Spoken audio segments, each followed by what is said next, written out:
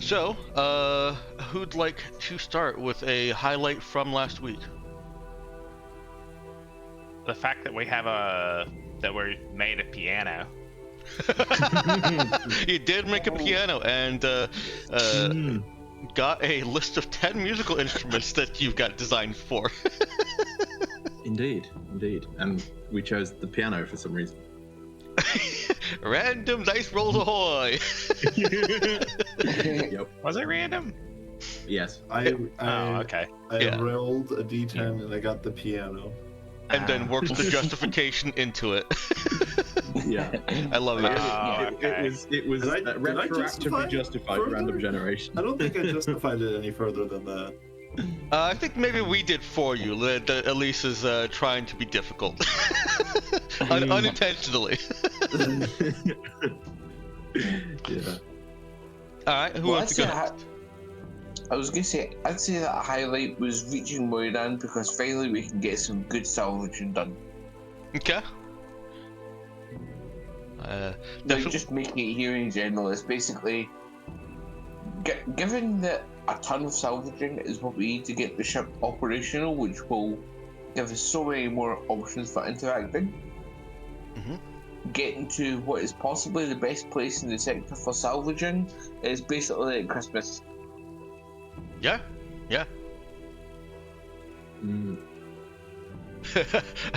I think you do. You can just type that you need more than a ton.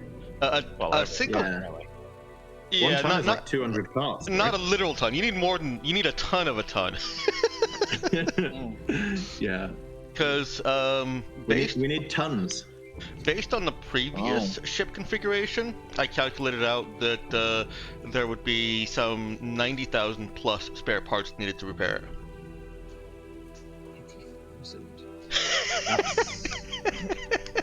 It is a lot. It is not intended to be a let's stop here for a month and get all the parts we need and then we're done. Is that 450 tons of parts? That sounds about right, yeah. Yeah. Okay. I mean, I don't think the cargo hold is big enough for all that at once, is it? It definitely isn't, no. Deliberately. No. Yeah. How big is the cargo thing? I can't remember. 200, right? I think I give you 400 on this one. Oh, we're 200. It was 200 last time, yeah. We're not far off. Okay. We're not far off being able to fit it all in. But, I mean, we'd be using it as we go. There's no point stacking up 450,000 parts and then using them all. I put it at 400 this time because I didn't allow you. I'm not allowing you to upgrade it. Whereas last time I basically said this is your ship's mass and power. You can do whatever. This time I've said your ship's mass and power are all used, but there's this thing that you can add things to it except cargo. So yeah, I wanted to give you more cargo space to account for that. Gotcha. Okay. I did settle on, since we're there, I did settle on the maintenance cost being 450,000. That is significantly cheaper than a ship of this size should be, and it was deliberately made so. Part of that is the fact that it's pre-tech, and it does a fair amount of work itself. Yeah. But, well, it's designed for a surprisingly small crew. It is, yeah. But I settled on that because the actual number from a previous version was 480,000, and that didn't divide evenly. So this makes it easy to remember that you need to average about 2,500 credits worth of maintenance a day, or credits a day, to keep up with that. It helps put a number on your activities, basically.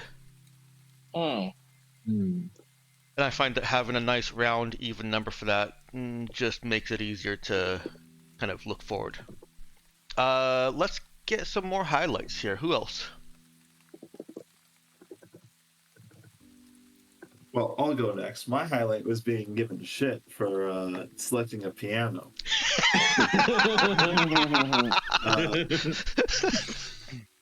but more seriously, I very much enjoyed the conversation between Elise, Colin, and Percy last time.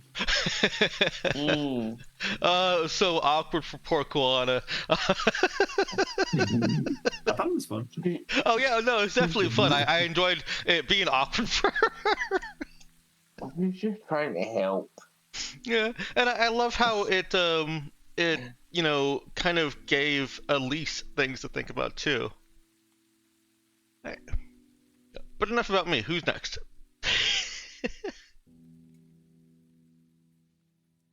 I'm gonna start picking people. I've got two things. Ninja, go ahead. Kind of two small ones. Click. Again. And Notario, the conversation with Notario where Das seems more grown up now. Aww. I like that. Yeah. Nox, She's still a kid, though. not to put you on the spot, and feel free to decline. I got a highlight from last week.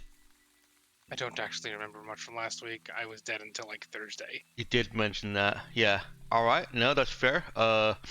I'll fill in and say that I'm also glad that you're at Muron. I was pleased when it came up as an option for a random event to inspire you to come here. Well, not so much inspire, but give you a destination, and because otherwise the characters wouldn't necessarily have known that there's anything interesting about the area except salvage. I was going to say, even if you just told us there was pre-tech salvage here, that would have been all it would have taken to get me to be shouting, "Hey, let's go to Moyland!" I don't think the news would have been so much, or like not news, but common knowledge would be so much that there's pre-tech salvage, but just that there's salvage available. Because if it was commonly known that you could get pre-tech out here, it would be swarming. Which again gives you an idea of how difficult it will be for the common person to get any kind of pre-tech here if there's not a gold rush of, hey, pre-tech, let's go get rich. It's something special that your characters will, as special characters, be more capable of doing. Alright, let's bring it into frame. And sessions without near TPK, 10. Great. Yep. All of them since session 2 or whatever it was. Yep. I'm going to move you over to the Muron map. Oh, almost forgot to fill in the rest of the blanks. Rest of the blanks. The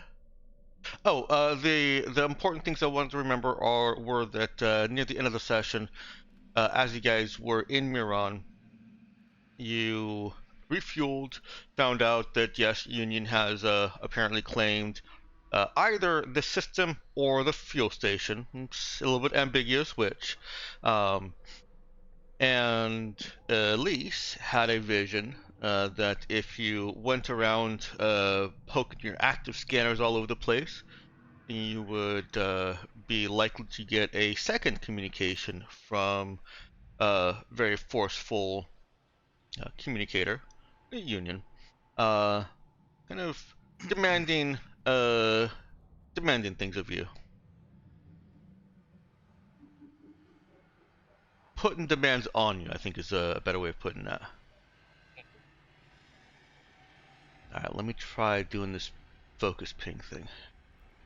Nah, it's not going to work for the side screen. It's zoomed in too much. Still maintain that I would like to have at least one gun operational before we have a proper contact with Union. Yes. I Strong agree. I don't know why. Union are nice. something, Mr. Jack. Yeah, something bomb. Yeah, very nice of them to leave us a present, you know. Simple misunderstanding. You know, when they said install a bomb over here, what they really meant was a glitter bomb to surprise you on the way out. Oh yeah, because everyone likes glitter bombs. Yeah, and I suppose those 4 thugs were paid 25 grand each to shoot at least with water pistols, right? You know, they just said no knives. It was implied to use water pistols. Yeah, that sounds reasonable to me.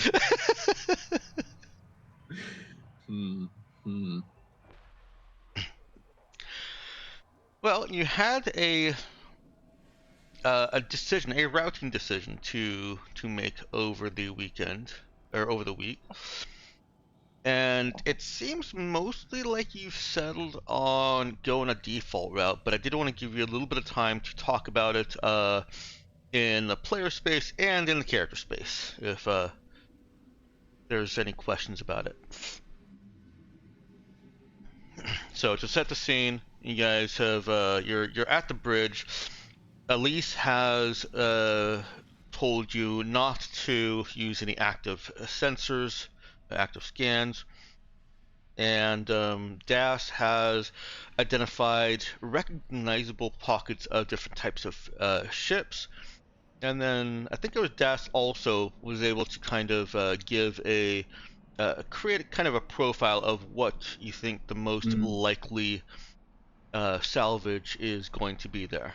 And so you've got those profiles. I didn't pin that last week. Bad on me. Pin. There's my message as well as Ginja's chart. Summation. Yeah.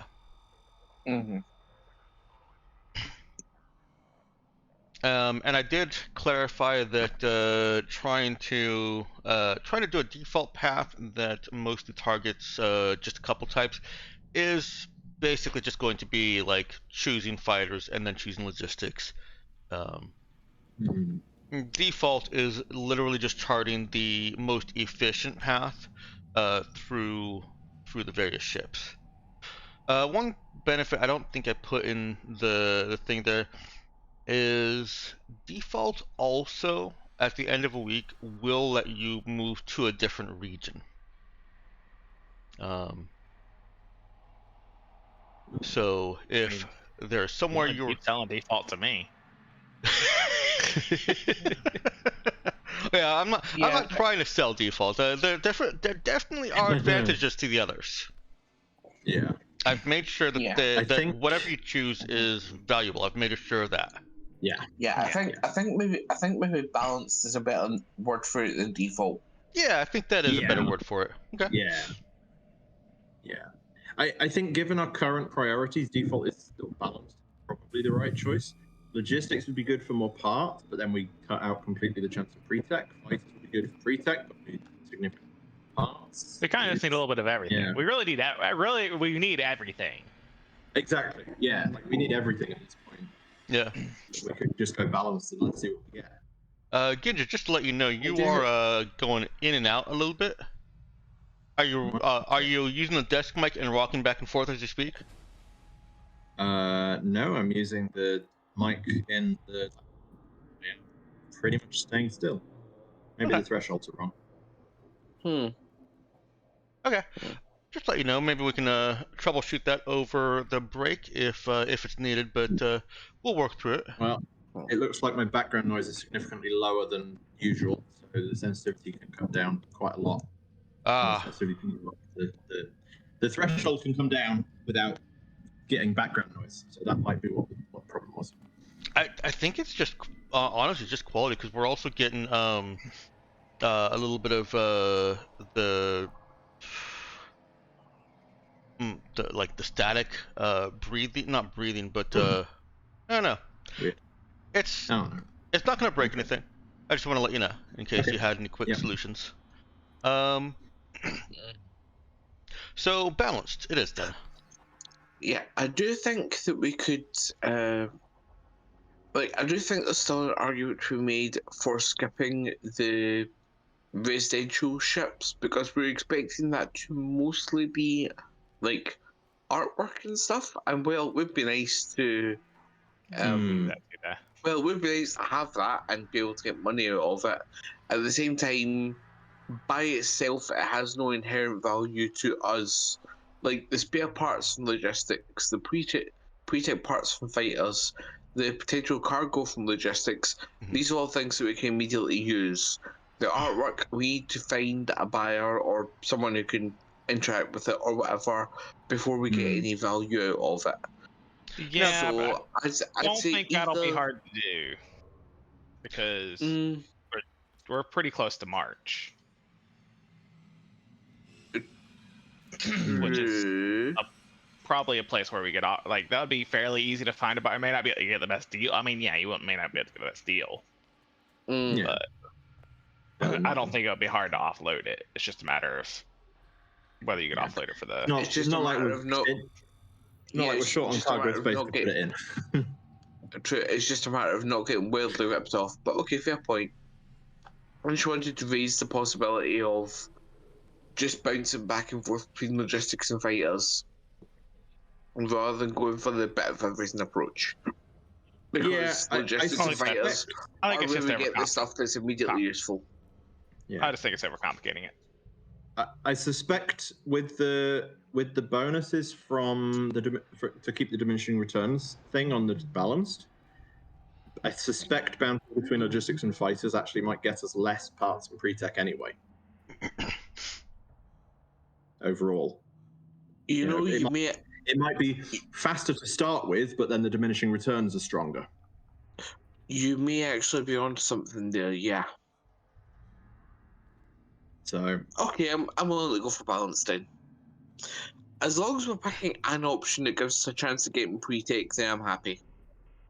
Yep. Because it is going to be so hard to get. Oh yeah, it definitely is. Like especially without having to fuck about dealing with people and buying and selling maps and etc. Yeah. Like they're just floating here, waiting to be looted. We're really gonna get another opportunity like this, you know? So yeah, I'm willing to vote balanced. So it sounds like I've got 3 for balanced. Am I hearing that right?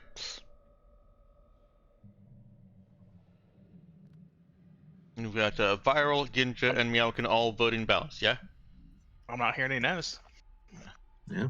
Alright. Well then,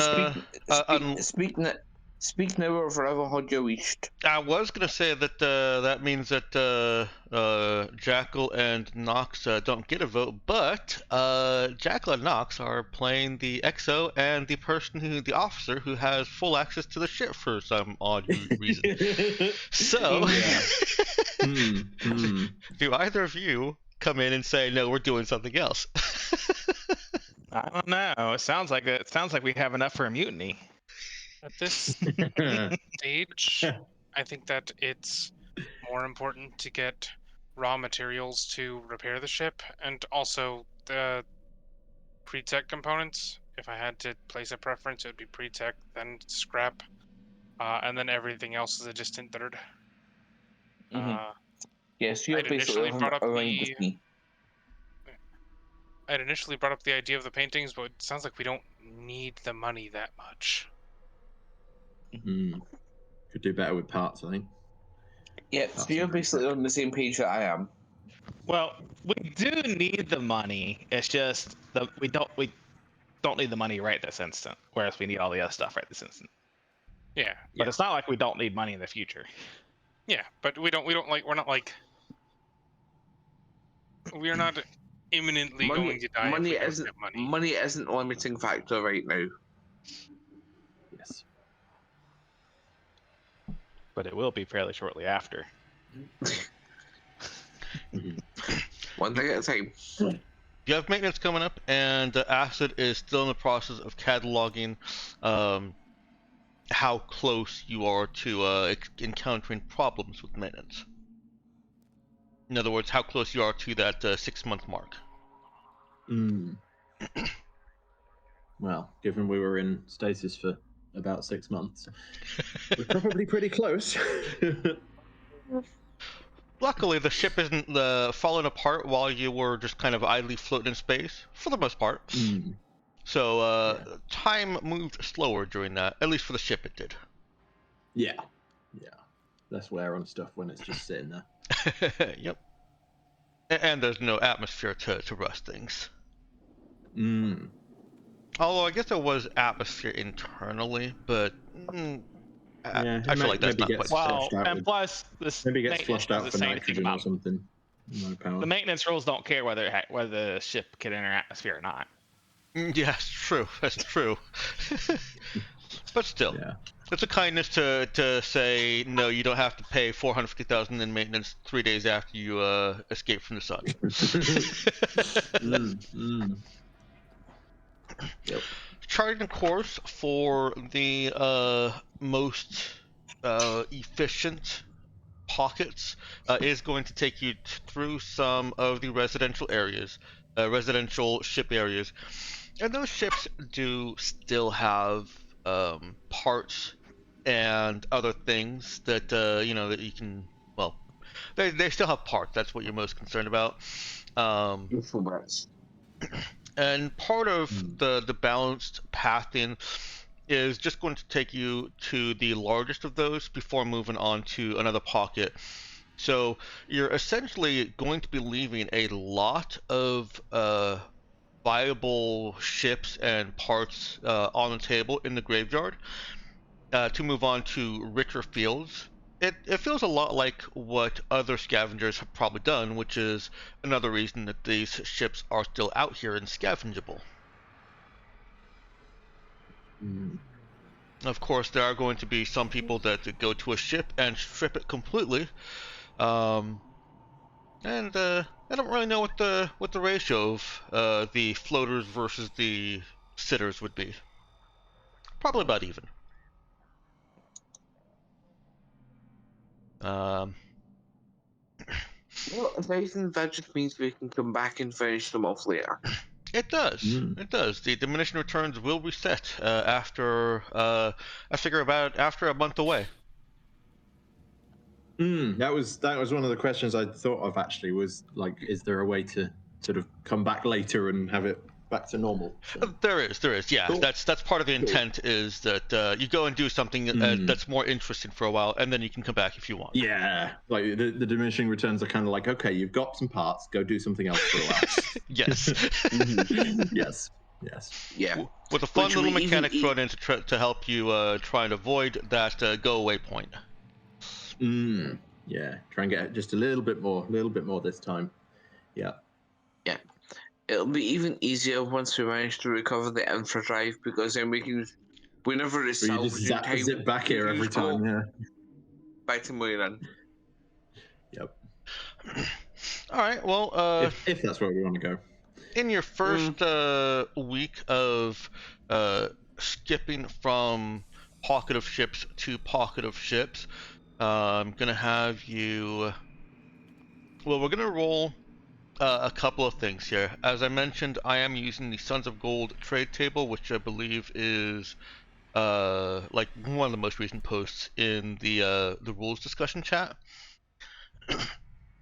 So, I need to know among the crew that are performing salvage operations, and let's put everyone out here and give you a box. Boxes. Actually, I'm not gonna put everyone out here because that'll just clutter things. But I will create a box for you. An empty box. The box goes right there on. I guess it doesn't need to be on an asteroid. It shouldn't be on an asteroid. You're not salvaging an asteroid. Box goes over here. Why is that so big? Oh, because that's the last thing I clicked. Dang. That is a box for you to put people into who are doing salvage ops.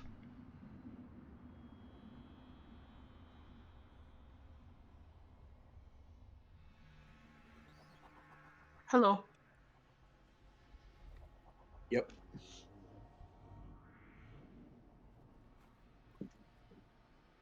I don't. Oh, I bet the. Yeah, let me just set that, and then Dex, if you could set that as the default so that the name sticks. Oh, which is that? Oh, Das? Yeah, I can do that. Das, yeah, because the token name was still like 180 blah. Right. So.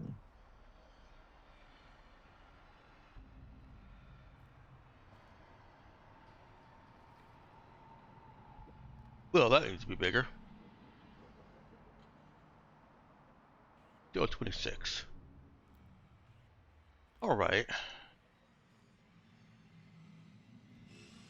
Let's update the default token. I believe that should then stick. Let's test it. Yep. Ah. Okay. Interesting. Well, you did that, and now I have 2 guns again, and I have double sense the need again, and I don't know why that happened. I'll delete one of them. Oh, that's funny. That's not supposed to be affected by updating the token, but No, it really isn't. But for some reason, you set the default token, and all of my things duplicated. Yeah. maybe something for experimentation later. All right, so I'm gathering that Congratulations, you now have 2 mysterious puzzle boxes. No, that didn't duplicate, weirdly. It's only the gun and the sense the need. I sensed the need for another gun. All right. I see that say- Nox is AFK for a minute. I think John would be helping with the salvaging, but you're still gonna need more than 3 of probably. you. Mhm. So, who among the NPCs do you want out there? Libra, Koana, Acid? Natario is going to stay on your ship and pilot it. Libra, definitely. Yeah, it would feel silly not to have Libra help with this. That kind of, yeah. Okay. Yeah. And Jackal, Elise is not? I think that Elise, after the accident that happened last time that we were scrapping, is a little hesitant to jump aboard the salvaging train. Okay. That's fine. Yeah. Koana wants to help, so I'm gonna put her there until we hear back from Nox. I mean, even if we hear back from Nox that John is helping, I think Koana is still out there. Yeah, I was gonna my say, thoughts on Koana was basically going to be like, there's an invitation, but it's absolutely not like a requirement or an expectation. Yep. No. Yeah, I was gonna say she Definitely She can come and help if she wants. Yeah. Dima is also going to be helping like catalog stuff, so he's not going to be actually salvaging. Demon's quartermaster, right? Yeah. Yep. Acid can do what she wants, as far as I'm concerned. She was going to. Yeah. Yep. Yeah, no point trying to force her. But I imagine she'd probably be more into the like cataloging and analyzing side of it than the actual going out and hauling scrap side of it. Yeah, sure, she'll agree to that. Like that strikes me as more her thing, you know? She would rather just watch Hedgehog and Rattlesnake, but you know, if you want her to do some work, then sure, she will. Unfortunately, if everyone else is working, then Yeah. I think it's only fair if everyone does something. She'll put in her work, yeah. All right, so I need to make a roll with who's got the whoops. Dang, I'm gonna have to move that. All right, who has? Oh, this is awful. Dang it, moving word from one monitor to the other changes the size of the window. And it's not because the current size won't fit on the other monitor. Oh, it's just annoying. Alright. So con modifier. Who's got the best con modifier amongst you? 0. Also 0. I've got a 1. Alright, that's a 1 then.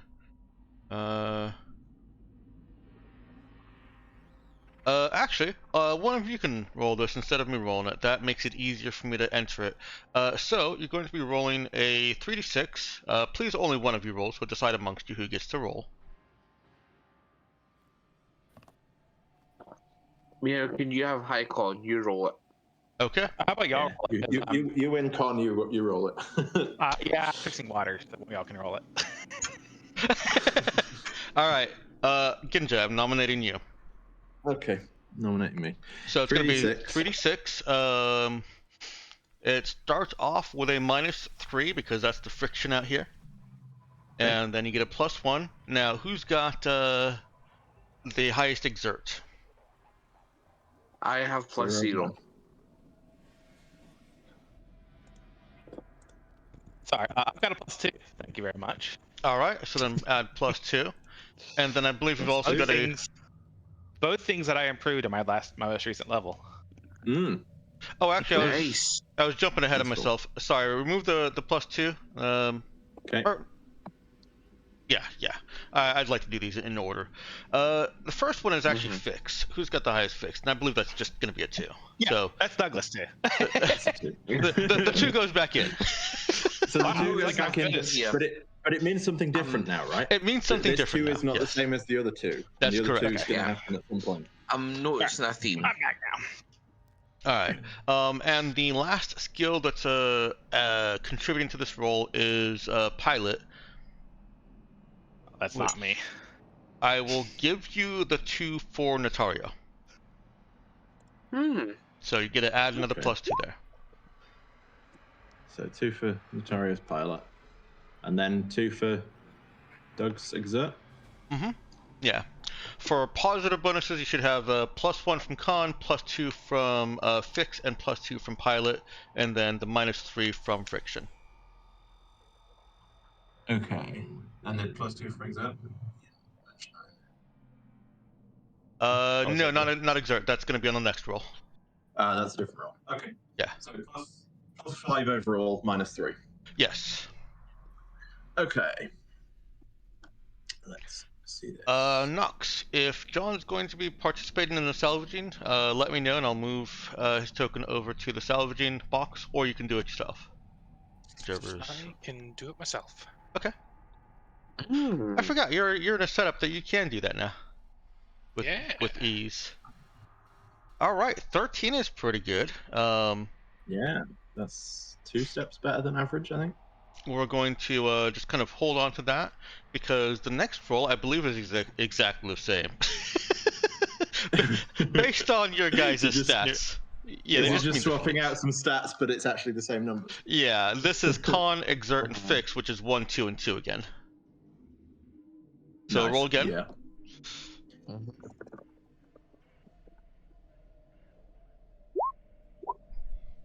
Still better than average. Still good. Still solid. All right. Yeah, but that one's taunting us. Yeah, it is. It is, yeah. All right. 452, 451. It's that one's like, no, I'm going to drag the other dice now.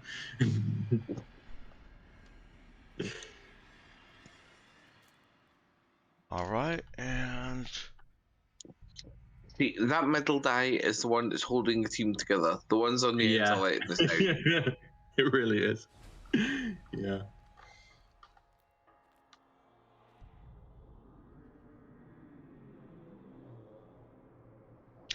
all right, and then I get the fun part of rolling the trouble die. Ooh. Okay. Yeah. I like the sound of a trouble die, but what does this do? It's actually It's basically it's do no we trouble. get It's no trouble, I'm complications, sure. and if so, what sort? it's also a boon die. I'm rolling a d6, and if it turns up a 6, then you get a boon. If it turns up a 1, then something bad happens, like what happened with Elise and John last time. So structuring that a little bit more. Okay. In this, nothing bad has happened. The week of salvage is Honestly, it's fairly aside from it being hard work, you guys will not be healing any hit points or recovering any strain during this week if you had any. Um, it's it's easy. Your Natario is able to have a course plotted to the next optimal location based on the data that got. Um, even calculating for different movement speeds in different parts of the orbit around the sun, around the star. Um, and you make an efficient time of suiting up, getting out onto a ship, and pulling it apart, pulling parts that are uh, useful and parts that are sellable. Um, the sellable parts you had to take off anyways. It's kind of like the sheet metal that you pulled off of a internal area of the ship. Um, is it's not good enough to be spare parts, but it is valuable enough to take a little bit of extra time, bundle it up, and tie it together into a ton of what is going to be basically parts basic industry. Somebody will pay something for it. Yeah. It's like it probably wouldn't have been worth going to the ship to get that, but now that we've dismantled it, we might as well keep it. Right. Yeah, because we had to get it out the way anyway to get out the good stuff. So why leave it just floating through space? And somebody could make a living off of this. Parts basic industry is 5,000 per ton on its own. It has types of low tech and tools. So of course, if somebody values buying tools, then it'll be worth a little bit more.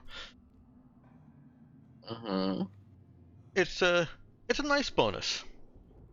But before I tell you the totals of your week haul, why did I do that? I'd like to ask. Oh, that's what I see. What's going on with this week? You know, you're drifting through this wrecked graveyard. This graveyard of wrecked ships. And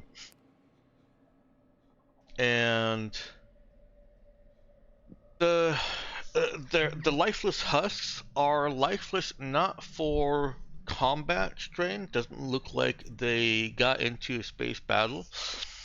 There are some more modern ships, like one in every 200 or so, probably is actually probably less than that, is a modern ship that has seen battle. Mostly physical projectile weapons, probably Union. But the rest of them are just dead in the water, and oddly, to the engineers, brittle. Ships aren't supposed to get brittle in space. Not all parts of them are brittle, just some. Is there any pattern to that? Is it like the bits that are on the outside that have been exposed to whatever's out here for? I don't think that there's any role needed to say that yes, it does. Whatever made them brittle did start on the outside and work its way in. In truth, it has once it got in, it did ruin quite a lot of internal components.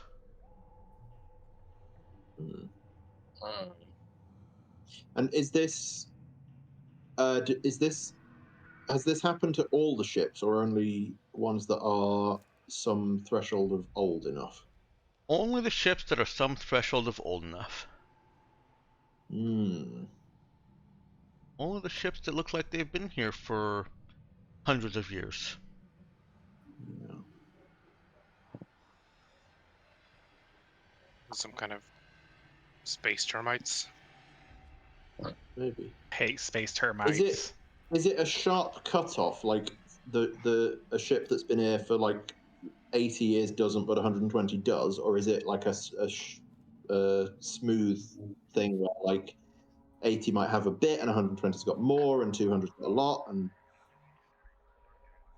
I imagine we'd have trouble telling the age of the ships to be able to yeah, answer but that. are there ships that have got it a bit, and or is it like there are some ships that have got it a lot and some ships that don't have it at all?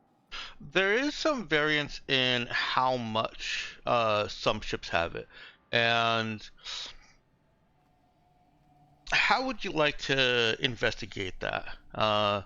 This won't take any significant time away from the salvaging. You guys are a very small team, and so you are going. I actually should be charging you system strain for being a small team like this, but I'm not going to this time. So I appreciate that. you guys are working very hard. You would normally be doing this in like shifts around the clock to get the same amount of work done. You're basically working double shifts and extra at the same time. Never mind. So we stock up on vac suits. Yeah, I believe so. I know we crafted some previously. I don't know if we actually finished filling out the ship locker or whatever. If you didn't want to build more custom suits, I don't mind you retroactively spending a few hundred credits to fill out, basically buy 6 of them, and then we'll count that as being good for the ship as a ship armory type thing. I think, we have the ship locker, right? That's vac suits to be under ship locker. I honestly don't know if they'd be under either. I think they're just kind of. I probably would give a ship more or less unlimited vac suits even without the ship locker. So. Okay. You just have to replenish what was taken, and then you're considered to always have vac suits unless something happens to them. How much was it you said? Buy 6 of them. 6. And then, okay.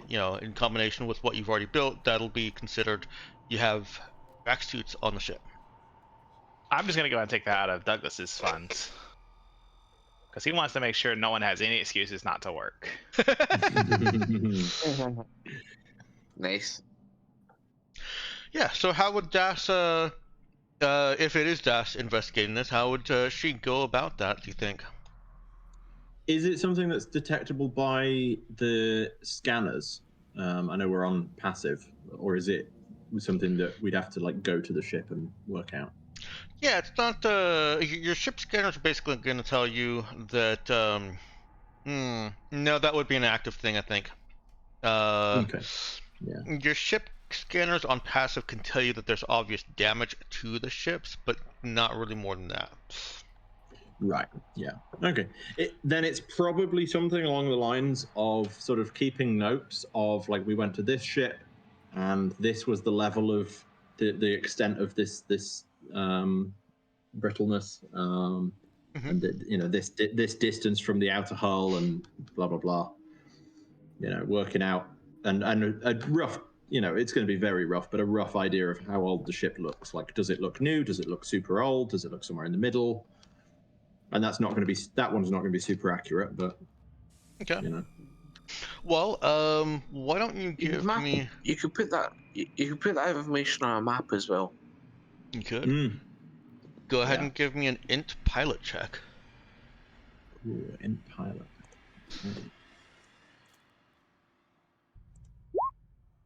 11. That is certainly a good roll. One of the key things that is helping DAS to identify this is that the ships are all of a similar design. All the ships that have this damage are of a very distinct make and model, basically. Well, not make and model, but designer. It would be like they're all Chevy ships, or they're all BMW ships. Yeah. Man, there's common elements. They're not all the same. Of course they do. They're not all the same design of ship, but they're clearly part of a family of ship designs. Mm-hmm. Yeah. All the fighters are probably all the same design, with just a couple that are lieutenant designs or something like that. They're all TIE fighters except for the one Darth Vader, whatever his is. That kind of thing. TIE fighter. The what? The fancier TIE fighter? The fancier TIE fighter. Yes. I think that's the official name for it. Yeah, it probably has a proper name, but it's basically a fancier TIE fighter. Yeah. Yeah. And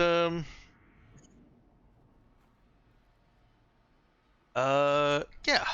I think I already told you that the whatever occurred started externally and worked its way into embrittle internal components. Yeah. The other thing that is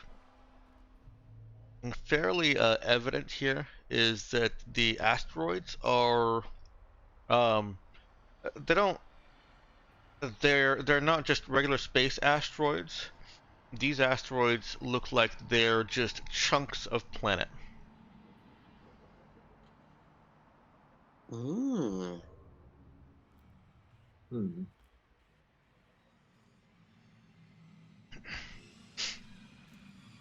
Is Das bringing anybody else into this little mystery she's puzzling out? I think it would get mentioned. It may not be in the thing of, trying to necessarily bring someone in, but I think she'd be muttering about it, and bits would end up, like everyone would know there's a mystery of some kind, and the level of information they have is probably about proportional to how much attention they pay to Das's muttering.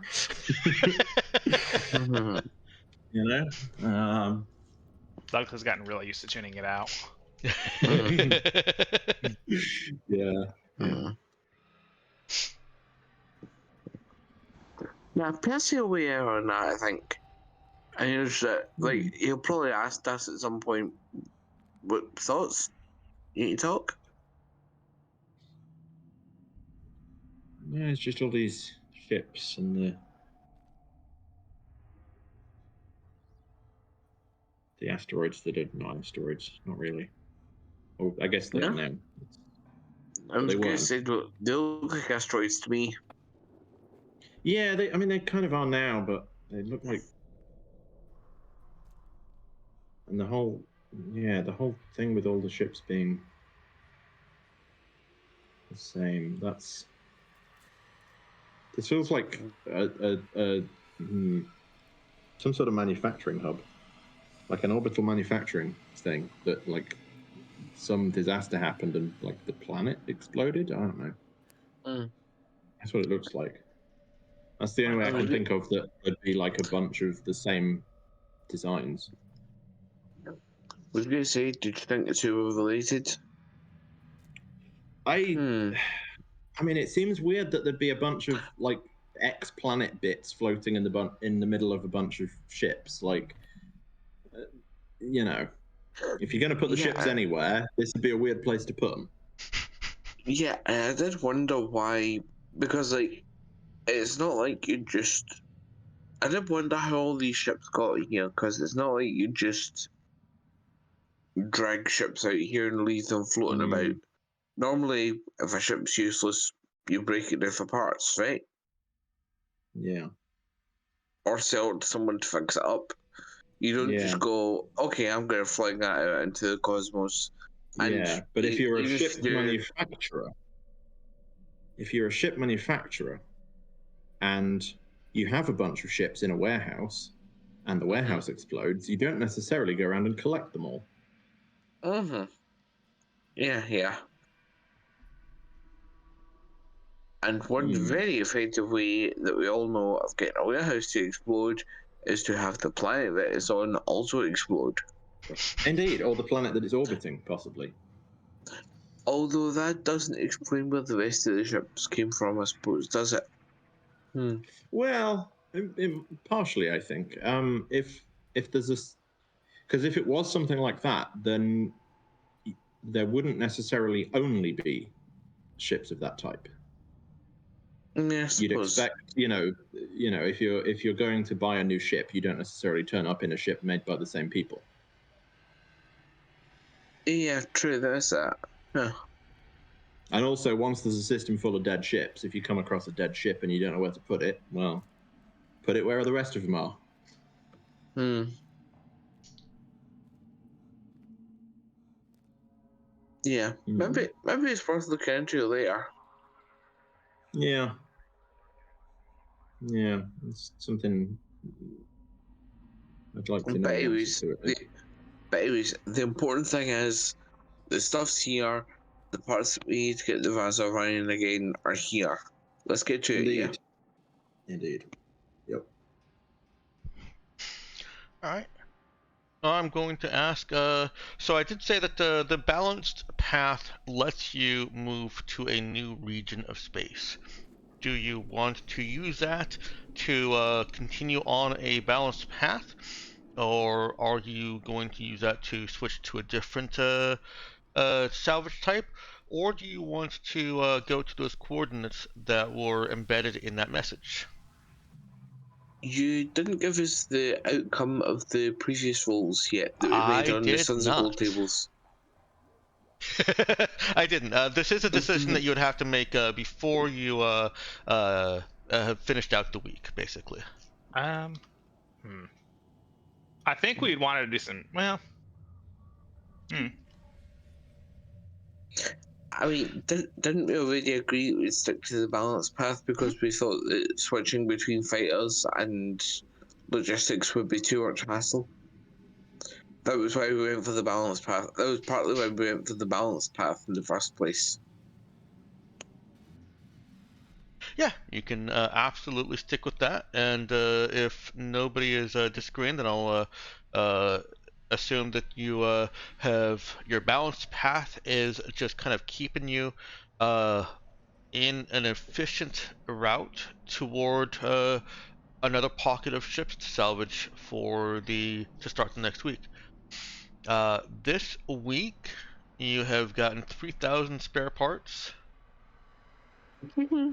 and 17 tons of the parts basic. Hmm. 3,000 spare parts 3,000 spare parts. and 17 tons of. Yeah. And how much did you say parts basic went for again? They go for 5,000 each. 5,000 per ton. Mhm. So 35. Oh, 85k. Hello. Yeah, it's definitely not an insignificant extra little bit. Yeah. Yeah. Okay. You are putting the sweat into it. Like I said, this is hard work. Yeah.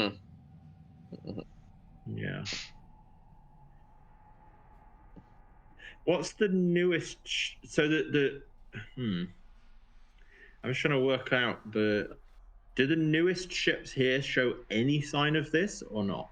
They do not. Like, okay. And It does you're quite. also, to be fair, you're not expecting them terribly much. The newest ships have already been picked clean, and it's obvious. So you're really not even stopping at them. But your passive scans are showing no signs of the embrittling or the internal compartment depressurization, except where you also show that large ass projectiles have pierced through. Yeah. Okay. That would fit with your theory of over time, if you find a spare ship, just fling it in the graveyard. Yeah, well, I'm kind of almost wondering whether it's not actually a time thing. Whether it's actually that whatever this brittleness is happened at the point that the planet broke. Yeah, you might be on something like radiation from the planet breaking. That's what I'm trying to work out. Is this something that's happened over time as the ships have been floating, or is this something that the planet broke and all the ships got some amount, and it varies depending on where they were and how close they were, and then it's just frozen at that point?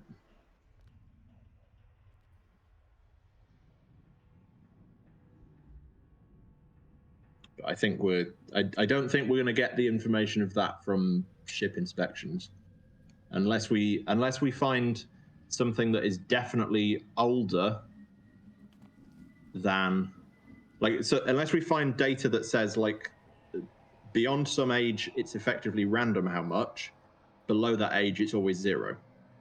Like, the distribution is different. I'm not quite sure I'm following, but I think you've perhaps stumbled into a piece of information. I'm not sure if I said this already. The new ships, I know I told you the new ships don't show these signs. The old ships all appear to be about the same age relatively. Now, obviously, they weren't all built the same year, but when we're talking about it's been 600 years, the difference between them being built 600 years ago or 625 years ago is pretty much irrelevant. Yeah. So, but there's how much variation is there in how much of the brittleness they've got? That is going to be another skill check, and I don't think that's a pilot skill check. I think that's more of a statistical skill check. So I would put that to data people, either admin or program. I like program. I was going to say, you may as well have just said a program. You don't need to give us the other choices. Yeah. No, I do continue to say that, or hold, that admin different information will give you different information, yeah.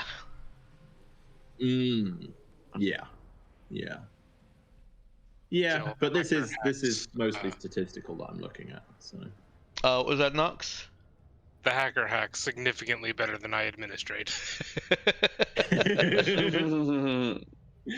Yeah. This is not wrong.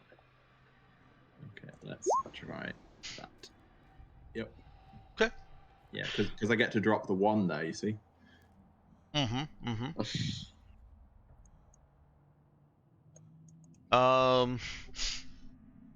So with some quickly programmed modeling, or at least converting existing orbital modeling to your needs, and you can involve some of the more piloty people and some of the more sciencey people in this if you'd like. You're able to reconstruct a little bit of what you're seeing and kind of time regress what you think it would have looked like if these ships were undisturbed for however long it was before this happened. Yeah. And you get to a point in the model where the ships appear to have all been facing in the same general direction when they were disabled. Okay.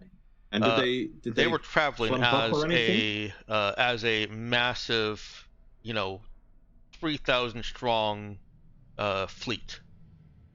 Oh, what was your question? Were they more clumped up, or were they still spread across the system? They were more clumped up. Yeah, they were not spread throughout the system in its entirety as they are now. Time has spread them out a bit, I guess. Yeah. Time and variations in their acceleration at the time of whatever happened. Yeah.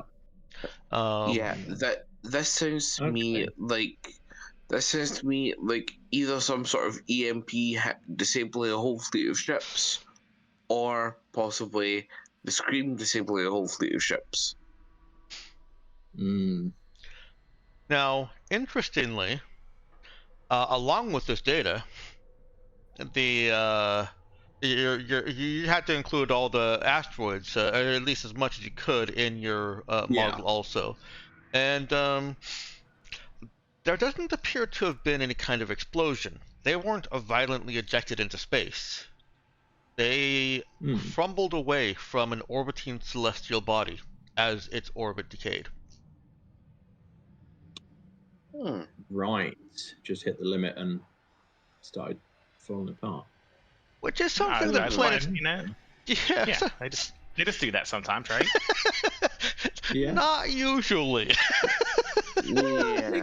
It It can happen. Mars is doing that to one of its moons very shortly. Well, shortly in astronomical time. It's only a few million years away.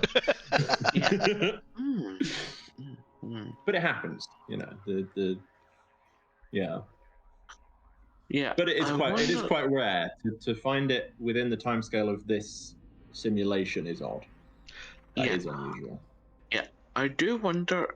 Okay, I wonder now if it was some sort of like, I know I said some sort of EMP that might have knocked out the ships, but I do wonder if like they were taking off as a fleet or something because of some sort of wave, I guess. Who knows what tech is able to do that, like, decayed. Maybe it was something that, like, decayed metal, so it destroyed the core of the planet, because the core of a lot of planets is like metal, like superheated metal, like Earth, for example. And then since the ships are proportionally smaller, it was proportionally less effect, but it's still sort of slowly decaying the metal, whatever it is. Could even be some sort of, I don't know, ship-eating pathogen, like how you get those bacteria that eat plastic. It could be some sort of metal-corroding bacteria that don't require oxygen. That's an interesting theory, and I'm going to have you put a pin in it. Someone other than Das. Sorry. Oh, no, that's fine. That's fine. I'm interrupting you at that point deliberately. It's not that you're rambling on. Okay. It's that I am deliberately interrupting you. Okay. Someone other than Das, because Das is preoccupied with this, can roll me a program or admin check. Presumably someone who is paying attention to other things than what's going on with DAS's orbital model.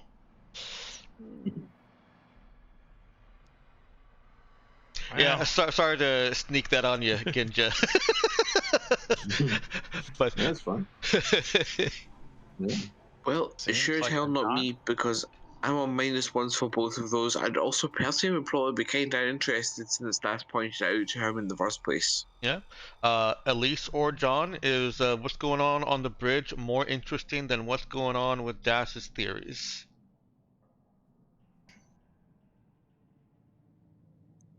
Knox? Jackal? I'm sorry, I thought that was a statement. We were finding it more interesting. No. It isn't. I'm definitely giving you the option to decide that. Get back to work. Douglas is clearly annoyed with it. Yeah, I think Elise would probably corroborate that feeling. Just like, we don't want to really be sticking our necks out here for too much longer than we have to. Okay. We can always, investigate this stuff after the fact. Okay. Oh, and I have it written here. I almost forgot. Fairly early on, you did get that message that Elise, in Elise's vision, was like the early message.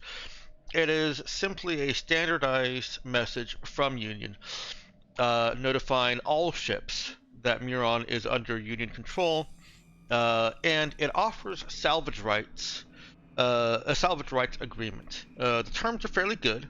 The salvagers pay only 10% to Union of their salvage parts, or nothing if they provide comprehensive scans of the nearby asteroids as they travel, with a potential for rewards on particularly interesting finds. This is not targeted at you. It appears to have simply been sent on a periodic basis. I do flyer, basically. Mm-hmm. Yeah. So that was the message that at least knew had occurred in her vision.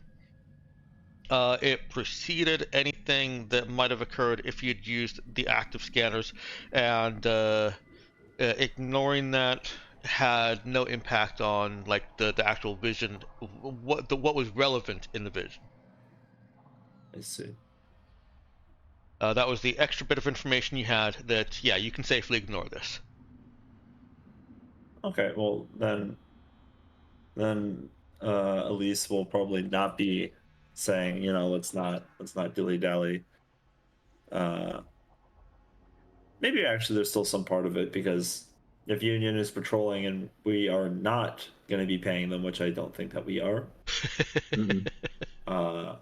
We don't might want to do have the to scans, cross that but- bridge.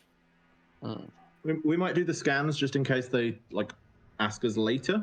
It'd be better to have the scans and be like, oh, sorry, we forgot to give them to you.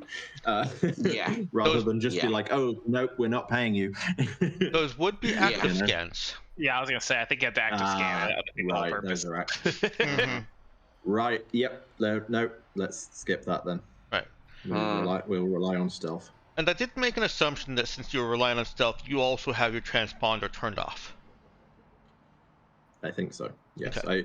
It Would would it be seem a better bit if pointless someone to be wanted doing passive scans with an active transponder. A little bit. Yeah. Is that why we didn't get a news broadcast? No, I apologize. I meant to type out a message to let you know that there would be no news broadcast in the middle of the week. Yeah, it's fine. Don't worry about it. Yeah. Look, listen, I knew this reason we had our transponders turned off. So back to the question there, Elise, paying more attention to the what's out there, as opposed to what's going on with Das's inquiries. Yeah, I imagine Elise is kind of just like watching the passive sensors like a hound, just Okay. observing if there's any change. Roll me an int admin or an int program. We'll go with admin. That's odd. What? No, I'm kidding. I'm kidding. Yeah, it's like there's no point telling me I can roll admin. There's no point telling Elise that she can roll program. Okay. That's not going to get you anything. Would it give me something if I had an extra one? Do you want to commit your effort to find out? It's a funny question because if you say yes, then and there is nothing, then I tell you there is nothing, and you get your effort back. So it's Yeah, I was like, I don't remember if it was for the day or for the scene. It's for the scene, so yeah, I will commit the effort to make that a 10. you do get something. There is a faint. It's like on a field radio. There's the faintest signal of something hitting your sensors. The 10 is not enough to pinpoint it or understand any of the garbled message, but it's very clear that this kind of radio communication is unusual out here. I will report it to the rest of the crew, and that I'm not able to. I don't know. Enhanced is not the right word, but it's the only word I can think of. Thanks, CSI. Enhance. To like decipher what this garbled message might be. Yeah, it's not even garbled. It's just there's just not enough of it reaching the ship, basically. Not enough signal, too much noise. Metaspace is certainly contributing to that noise. Metaspace, why? I would guess if we were to move around, we might see some change in the signal to noise ratio, right? You certainly would, yeah. Yeah, so we might be able to get at least a vague direction and work out whether it's maybe where we're going. Yeah, I think what Percy would suggest is he'd ask if there's like a rough direction, like a hemisphere, for where the signal's coming from, and then ask Notario Like, is there a way that we can calibrate the path that we are taking to take us in roughly that direction? Yes, that is also an option. Those two things would be different things. And I'll hear any other options you have, but let me describe to you how I imagine those. Traveling around and trying to triangulate is you're gonna have to travel a lot because space is big. Yeah. I imagine it would take about 3 days to have of no salvaging to have traveled and triangulated. On the other hand, if you want to try and make kind of spend a day just getting a direction instead of direction and better idea of location, you could spend one day getting just traveling with no salvage, getting that better direction, and then Notario can try make a pilot check to aim in the correct direction. Okay. So those are the two options presented so far. Any other ideas? Okay. My No, thought was actually like keep looking at the signal as we're salvaging, but I guess maybe we're just not moving far enough for that. Yeah, you wouldn't really be moving far enough for that. Keep moving while salvaging Okay. is basically Viral's idea there. But you have to spend one day to figure out what direction to move first. Okay, yeah. So that was what I was asking. Like, do we have enough of a direction? Like, can we see it's northish or eastish or northeastish, and then we can just plot an optimal course that takes us northeastish. But we need to spend a day not salvaging to get a direction in the first place. Mm-hmm. Is that right? That's correct. Okay. I'm gonna veto anything that says it's not working. Of course you would. Of course you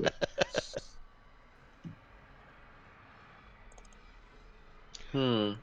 Of course, that is the other option. Is just ignore it and keep working. Sure, it's nothing. Yeah, it could be nothing. But what if it's something? Then again, something out of character, does it's not obviously necessarily something. mean good thing. Also, it's something, yeah. In character, it could be nothing, but what if it's something? Out of character, it could be something good, but it could be something bad. Yeah. I think it's worth at least getting a bit closer and see if we can decipher something out of the signal once we get a little bit closer to get the signal to noise high enough. Actually, that's not a bad shout because it also means we get to take a day off. That does. Like, You've been working hard for 7 days. We do need to consider, like, we've been working our asses off for a week. Let's take a day off where we triangulate a direction. Yeah. All right, one day. Okay. And you can spend it using the parts on things if that's how you want to spend your day off.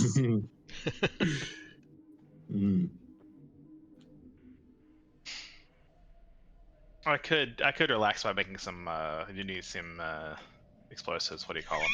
Demo charges. There you go. See, relax by making explosives. We all unwind differently, and who are we to judge? Everyone. All right. So then, yes, you spend a day getting a better bearing on that signal. Someone with pilot skill, sorry, Ginja, can roll me a int pilot check. I'm definitely getting pilot 0 next level. And if nobody has it, you can use Notario. Notario is skilled at this. Yeah, I have neither int nor pilot skill. I believe 119 has it. Yeah. I think It's definitely worse than Notario, but you also get a reroll. True enough. And intelligence. Gonna reroll that. Yeah, you might want to do that. That is a Perhaps. 4. Yeah, that's. Let me just take over the controls and. Oh, Not better. dang. Oh no! Do it again. Yeah. Oh, okay. This is familiar. Yeah, not that. Oh, Wow. The dice have spoken. The dice have spoken. the dice Sorry, are sorry, rolling. the guys. And you It's rolled gonna six. stay out there. You rolled 6 dice. Half of them are 1s. 2 of the rest are 2s, and there's a 4. The dice definitely have spoken. This roll does not work.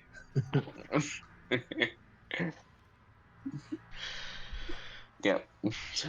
Yeah, alternate outcome. The precog can sense impending failure and in attempting to salvage the action, make it even worse. No, you get the better of the 2. So that's like Elise's like, oh no, things are going wrong. Let's make it, oh, this is already the best it's gonna go. Hold up. I think if you do. No. No, don't do that. It's But what worse, if you? No. What if you don't take my suggestion? It'll be better if you do it that way.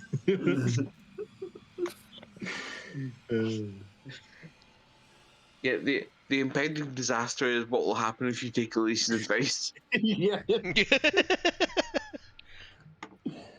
Okay. John obviously doesn't know the results of the dice and charts a course for Notario to start off on. Nice. Okay. And you were doing another week of balanced salvaging. I've got one more roll to make before we get to those the juicy rolls, and that is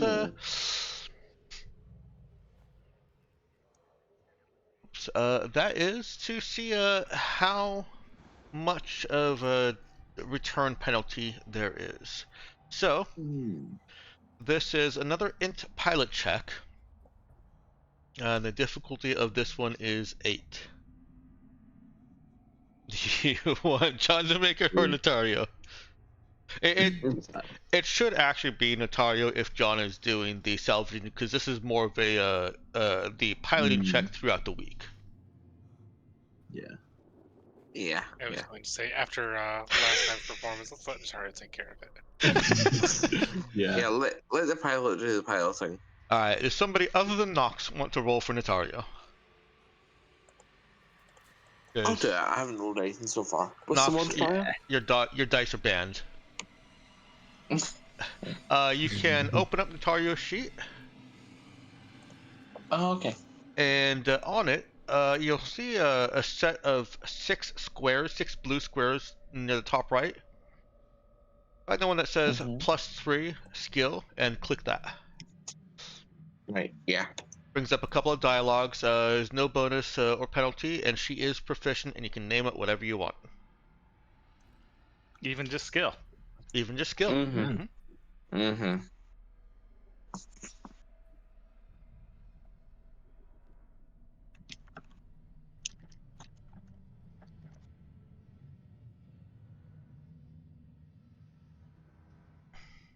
And modifier plus what did you say? Go ahead and just leave that as whatever it was. Modifier. It should be. It should have 0 there. Yeah. Yeah, okay. That is exactly what was needed. Yep. So Believed in you all along.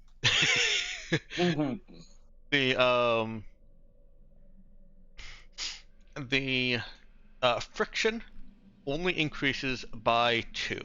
That means basically the same rolls as last time, except where it said -3 before, it now says -5. Genji, you want to roll those both again? I can do, or if someone else wants to grab them. It's actually just a straight 3d6 roll now. You don't even have to put any modifiers in at all. It is. Oh. That's easy. So yeah, let me see 2 3d6 rolls up there. Do I do one? I'll do the other. Sure. I'm still going to keep the modifiers in.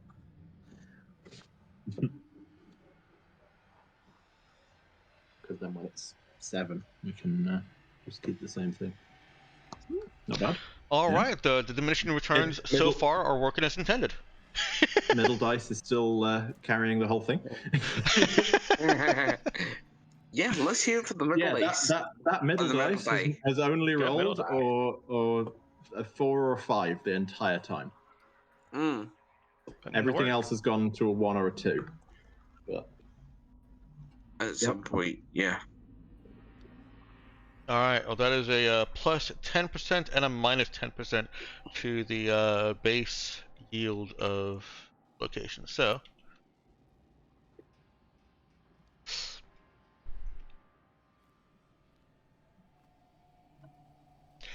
And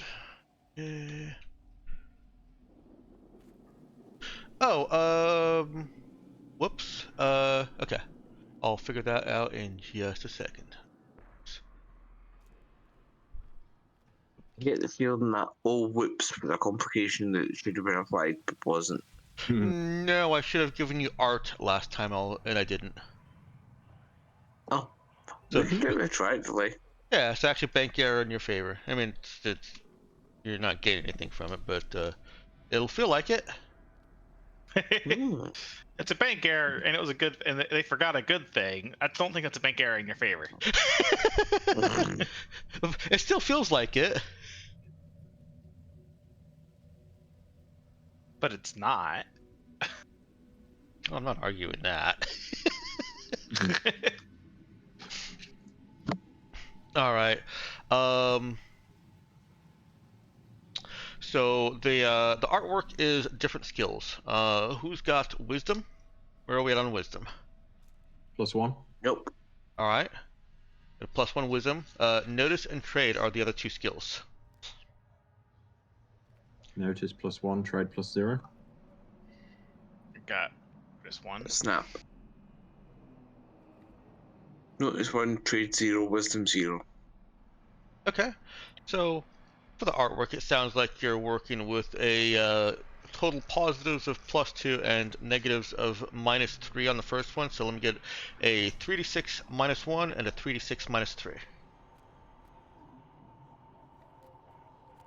You want to take those or?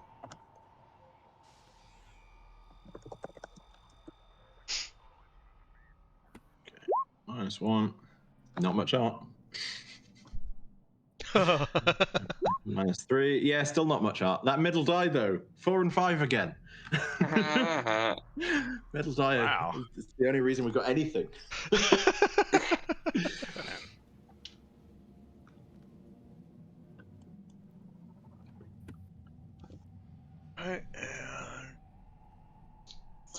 It's a good thing we weren't that interested in the art, isn't it? Indeed. Indeed. All That right. was a good reason. We're not getting much. Well, no. Your first week's haul included 1 ton of native artwork. Okay. Native to where? Native Yes. to this system. Oh, Hmm. okay. This system that nobody lives in anymore. The system that nobody lives in anymore. But don't worry. Okay. People like dead that just people. makes it very rare. Yeah, that just makes it Right. rare. Right. Yeah, they're not making any more Get now, any are more they? of this. Yeah. All right. Solving that. I'm going Solved your art to puzzle. going into your next week. How distracted is Das with this whole issue that's coming up? The whole puzzle there. Puzzle of the system. I mean, yeah, it's a puzzle. I mean, that's kind of Das's thing. I think she'd certainly be trying to concentrate on the salvaging, but this just keeps coming back and keeps popping into her head, and then she has an idea, and then it's like, oh, I need to do that, or I'll just not stop thinking about it. And Okay. I think she's quite distracted. At one point, because Das has been making a little bit of a deal of it, Acid asks for Das or anyone that's helping her to bring back some of the brittle components, some of the brittle parts. Bring back something that its molecular structure can be analyzed to find out exactly what happened to it. Yeah, I'll grab something while I'm out there. That's probably something that we should have done before. I would say, given that it seems to have started on the outside and gone in, if we can find like a bulkhead or a beam or something where one end is affected and the other isn't, and get a sample from both ends so we can see what the difference is as well. Okay. I think that works, and I'm going to ask everyone to make an exert dex check.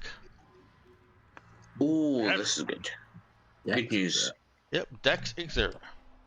Everyone that's working here, including the NPCs. So. Oh, how's the 11? Don't know what's going on, but I cannot interact with Roll20. Could you make it for me? I sure can. Yeah. I can see everyone else. Oh, weird. Just, like, I can't click on anything on my screen. Have you tried refreshing? My mouse just won't select anything. Like, the screens are frozen. Well. Weird. Well. I'm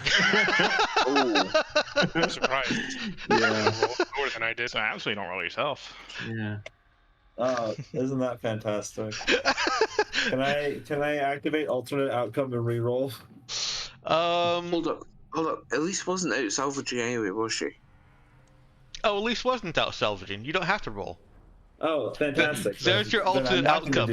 Yeah. Alternate outcome. But I think maybe in universe, Elise is on the ship and she fucking trips in the hallway.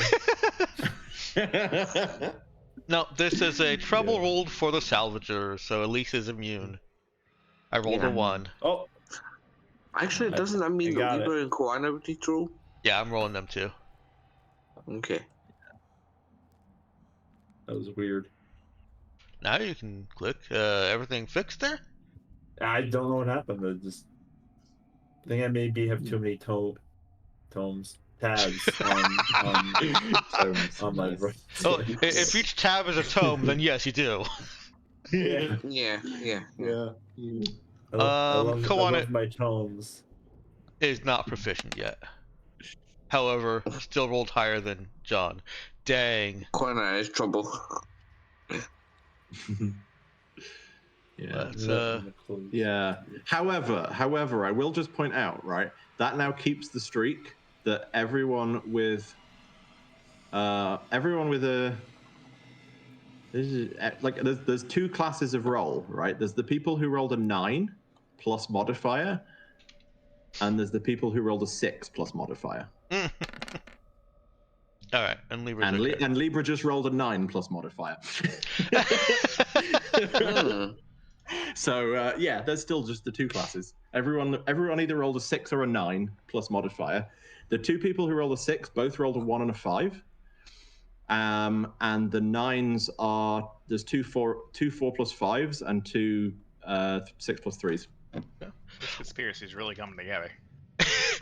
Let's hear for quote unquote random number generation. Nox, I'm sorry to do this to you again. Oh no. Oh god. Wow. But the dice have spoken. If Elise had been here.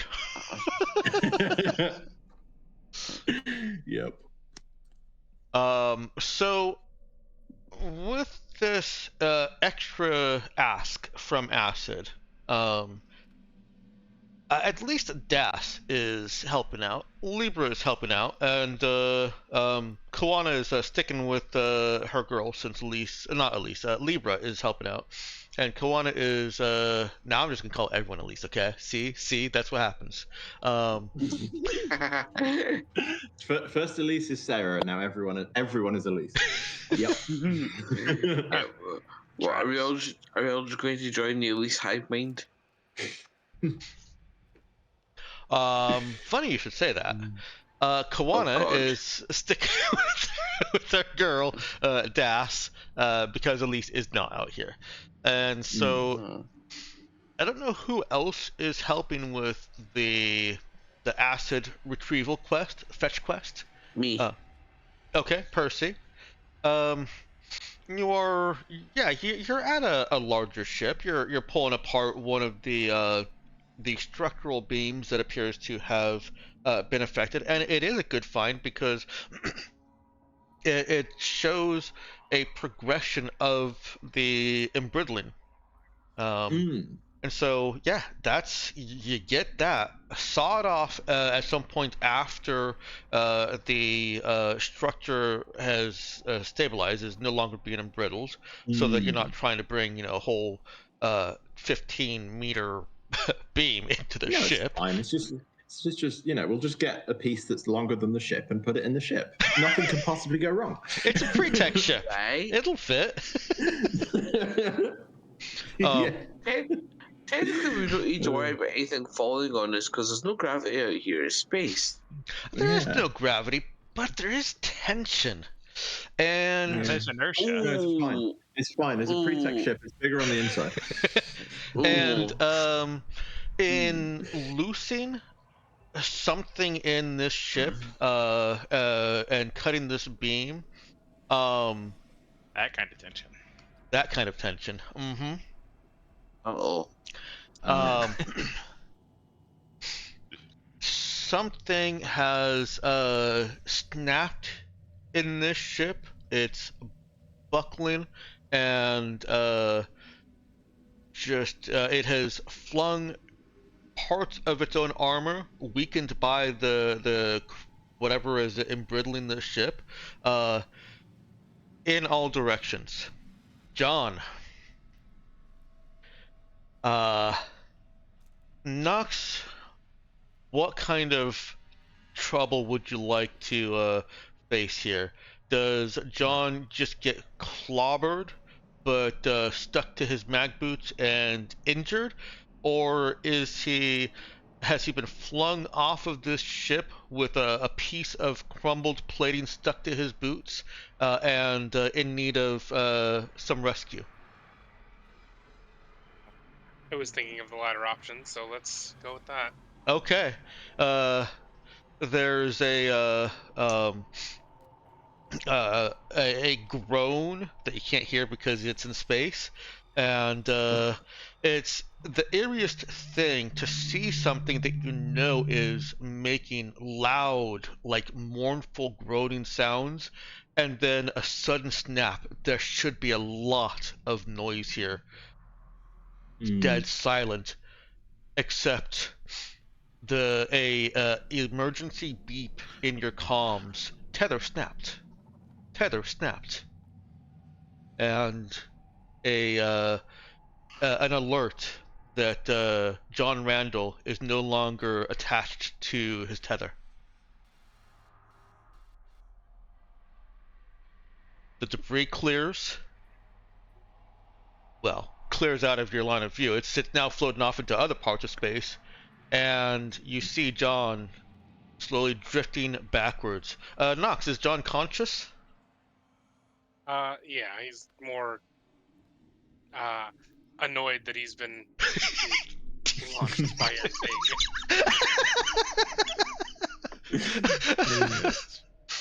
Okay, how is annoyed John expressing this? The airwaves are just kind of being filled with profanity. Everyone on ship gets this alert too. Well, everyone that's near some kind of console that would be displaying the away team, the mission team. What do you guys do? Yeah. You've got John floating away from you fairly rapidly and cursing. Fortunately, you can still hear all of the cursing at full volume. It's not getting quieter as he drifts away. How long are the Yeah. How long are the tethers that we've got? Like, are they long enough that someone could jump out and catch him before they run out of tether, or would they jump and then immediately just get stopped by the tethers? The tethers aren't typically terribly long, I don't imagine.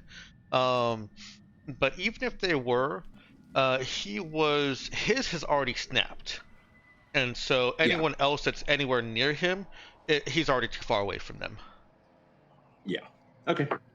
Okay, so we can't just like spring off the side of the ship and Yeah, towards it was just him like because that would be the initial thing that would. I don't know about anyone else, but it would definitely run through Das's mind of like, okay, how much tether do I have? What's the distance? No, it's too far. Well, I will leave Yeah. that option open. I don't want to just say no to it because not all of you were participating in this collection project. So if Doug, actually, I think it's just Doug. I'm working on the the old fashioned, getting the good stuff. Yeah, you're working on the part of the ship that isn't brittle, and it's entirely possible if you want Doug to take that jump that he is close enough to leap out. Oh well, might as well. Your tether is secure enough, right? It's that or controlled explosives. And one of these I do see is better than the other. I'll just don't try and run the browser on an Orion drive, okay? Ooh, good idea. No. I think that actually that's a launch system, anyways, isn't it? Just before you do that, as a flavour note, I think without thinking, Percy would actually jump, hit the end of his tether, and it would pull back on him like before he gets close enough. Yeah, he'd look like a dog being yanked back by his leash. Yeah, what do you need from me? I'll take the dive. I think this is another exert dex. All right. Or exert strength. I could see both. Same difference. Let's do strength to be different. Okay. Oh, I don't like doing it retroactive, but I will allow it. Anybody helping that? Huh? Oh, I mean, I guess I'm also an expert. I have used my reroll. That's true. You can do that, and you get the better, so you could do that before anybody helps. Yeah, we'll do that first, because help is a little gonna be weird to justify there, I think. Yeah, I'm struggling to think of something that would actually help. Is 119's encouragement? There we go. Hopefully we're looking for a 10. Is 119's encouragement helping? I mean, technically. I guess if anyone could help, it would be him, huh? Yeah. That is the minimum needed. And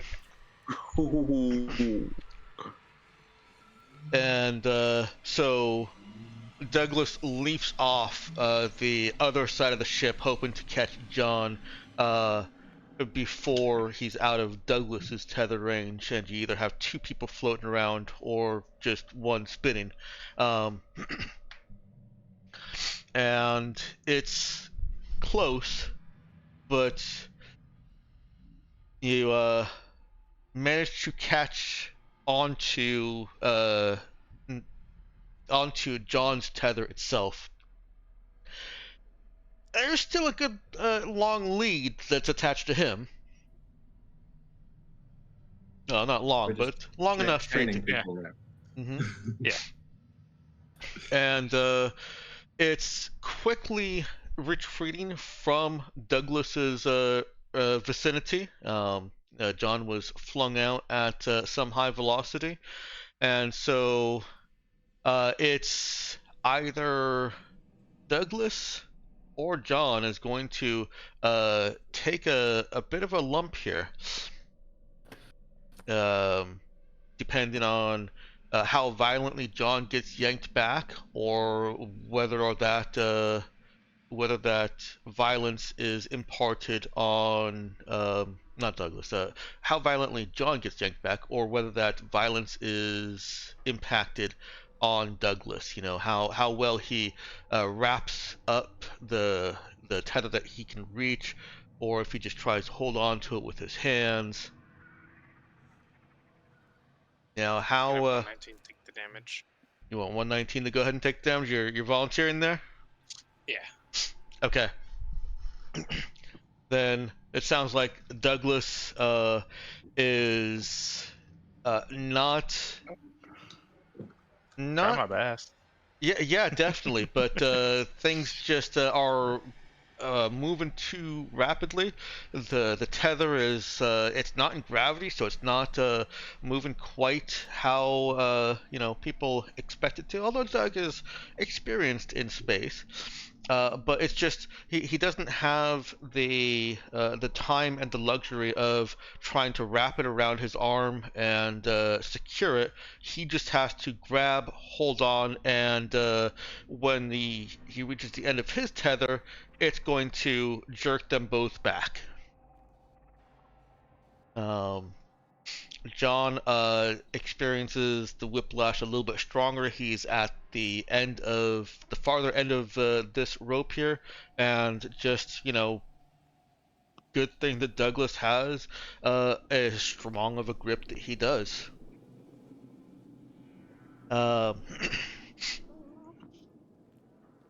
This isn't just a hit point damage. This is more like as if John had been injured and is already stabilized. So needs either effectively magic healing, some kind of pharmaceutical, or biosonic, or spend a week recovering from fragility. That was just too severe of probably a John's gonna take it well here, it sounds like, but a bit of an experience, and the whiplash at the end of it. It makes sense. Yeah, I am absolutely pulling this out of my ass, so I hope so. Man, whiplash can be pretty bad. Yeah, it definitely can. Yeah. There's a moment of kind of almost floating in space as Douglas comes to an end. His tether stretches, and then holding on, and John's tether stretches. Douglas gets pulled back. John gets snapped back, and then the rest of you see both John and Douglas falling back to the ship. Yeah. I'll report on the comms. It's okay, Douglas has got them. They're floating back towards the ship. Kawana is wide-eyed and has locked her boots onto something and is holding on to something. This is definitely a very new experience for her. Others that are more familiar with space and EVAs, this is a risk. Tethers are supposed to protect you, but when you get flung violently, tether can't. I'll give you whiplash. Yeah. There is no unbreakable tether short of literally bolting yourself to the ship. And even then you might fall off. Yeah. Especially when you're near or on an area that's been made brittle by some effect. Salvaging these ships is dangerous. Yep. All right. Well. Yeah. This is the first time Quara's directly be in danger, isn't it? Can you repeat that? I'm just saying, now that I think about it, I think this is actually the first time that Kwana has directly been in danger. Yes, it is. Yeah. Kawana's going to need a break from this also. And so with... Suppose that's fair. Yeah, that seems reasonable. So with John and Kawana out of commission, you guys are going to have to fill at least one more person in there. That or we just take an actual week off. Or you take an actual week off. You didn't hear that from me, though. Please. Elise is subbing in? Yeah. Okay. Kawana accompanies John to medbay. She is very concerned for him, and also I don't know, somebody may have suggested that she go and lay down for a bit.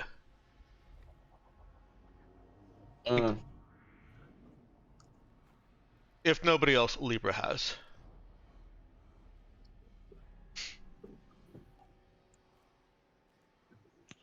How is John handling this, Nux? After the initial shock, once he's pulled back into the not pulled back into the ship, but pulled on the tether when that happened, the swearing stops. He's calming more down that things are I guess resolving themselves, but once he's been checked out at the med bay, he's going to I guess retire to the room.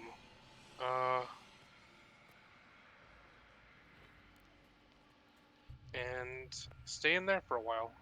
You don't see much of him for the next few days. Okay. That's actually also in line with what the auto doc recommends. It gives some medication recommendations, gives him a prescription, and recommends light duty for a few days. Whether John is doing it because the auto doc said so or because he's taking some time. Completely different matter.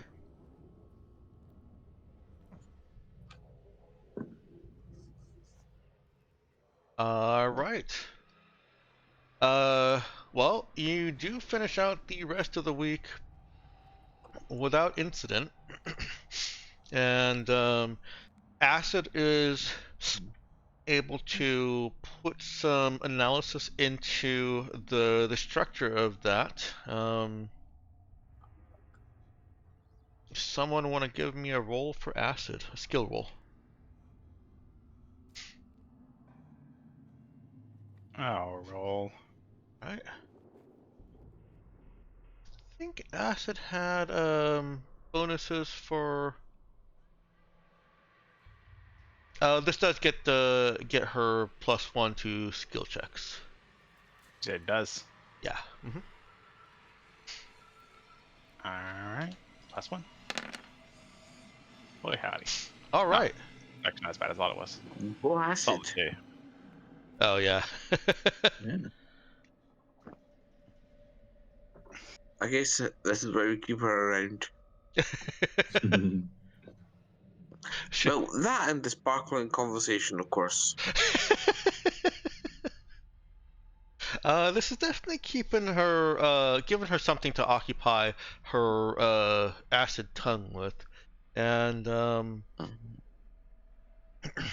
so Turns out it was acid all along. I was gonna say, why does that make it sound like she's licking the bit of ship that we got back? Well, how do you think she gets the signs to stick? I mean, yeah, it's magnets, but also. What, did your friend have fucking adjacent saliva or something? No, she's. I guess there's no reason for her to, but she is licking the signs. No, I'm kidding. So. Yeah, plot twist, she's actually a dog. There's a few things happening throughout this week. One is that Notario makes some adjustments to the direction that John had calculated out from that faintest little bit of signal that you were able to get. John had you pointing in roughly the right direction. It wasn't just like complete and utter failure in the opposite direction. he just didn't have enough information to get you pointed right. Notario has followed the analysis that he did early on and has made some adjustments throughout the week to get you there, to get you in the right direction. The mechanical results of effectively failing that skill check is that you're not in the same region as wherever that comes from at the end of this week. You will have to actively move to that region if it's something that you want to investigate. But you're going to get more information about the signal at the end of this week here. Acid is able to scrape off some foreign dust from the parts that you've brought back. And that foreign dust, she says, is an inert byproduct of a highly corrosive process capable of eating through ship-grade armor plating and just about anything. She says that if it's not glass or ceramic, then it is going to die or get corroded.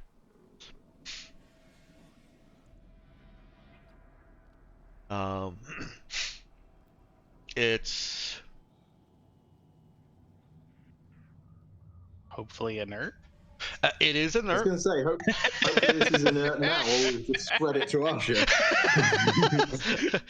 It is inert, and she further says with her skill check that even if it was not, it wouldn't be dangerous inside the ship. It's activated by sunlight. And that puts a little bit of information that you already had together with the whatever spread this dust happened to the entire system all at once. Not like light speed all at once, but it was a single event that spread dust at a fraction of the speed of light, a small fraction of the speed of light, throughout the system, and covered these ships in dust. Where you're seeing the deterioration is where the ships were directly facing the sun, or that part of the ship was facing the sun at that time. Right. So I'd guess some of the wrecks probably have shadows at some point where some part of the ship doesn't get as much sun, and thus that bit isn't as brittle. Yes. Which is why presumably we're able to still salvage good stuff from them. Right.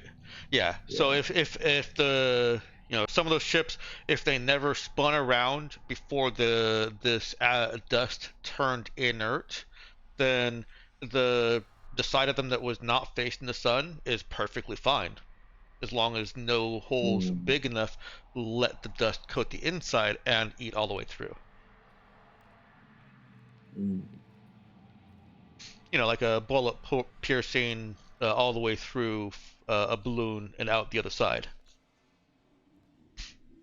What kind of material is this dust? Is it a chemical thing? Are they nanomachines or something? What's the nature of the?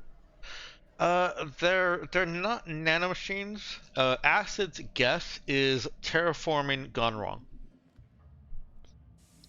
Right. Interesting.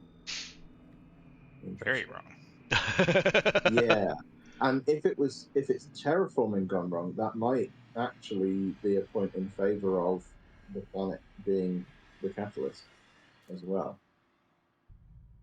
It might be.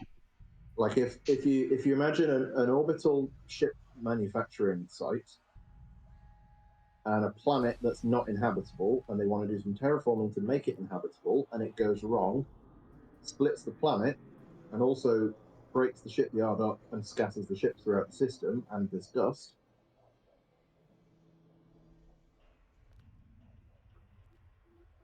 That's it. All seems to add up to me, at least.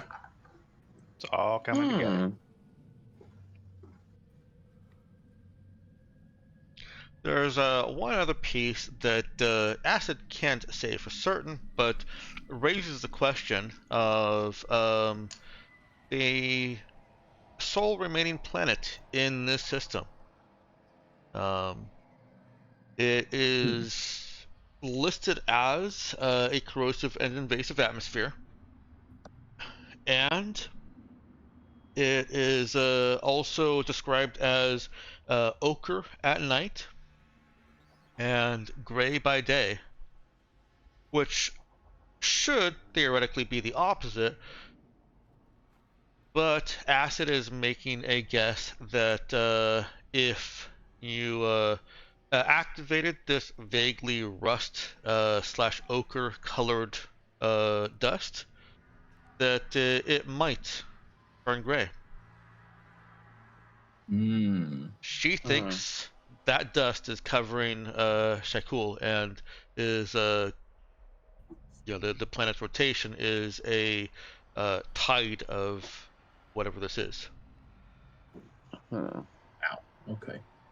Yeah. She recommends not landing there. I was gonna say, yeah, let's not find it. Yeah. It sounds like an interesting thing that we should maybe consider coming back and sending a probe down at some point, but definitely the ship is not going down. Yeah. You know, anything that goes down is probably not coming back up, so probes maybe, but nothing more valuable. Yeah. On the bright side, if we do bump into a Union ship, then we can probably steal this information and keep our salvage. Maybe. Maybe. You also probably use the planet to escape them. Yeah. Lure them into the planet. Just our docking base kind of screwed. Here, if we land on this planet, we can hand over the stuff down there. The last bit of excitement and activity that comes this week. What is? I will have to read that later, Viral.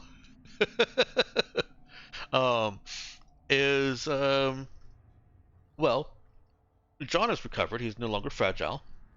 And in your last day of salvaging, your Natario has been monitoring the signal in Elise's absence, and she sends a message out to the away team, which is the entire bridge crew at this point, except for John. No, I'll clarify. She sends a message to the bridge crew, you guys, and says, I got a better lock on that message. Distress call.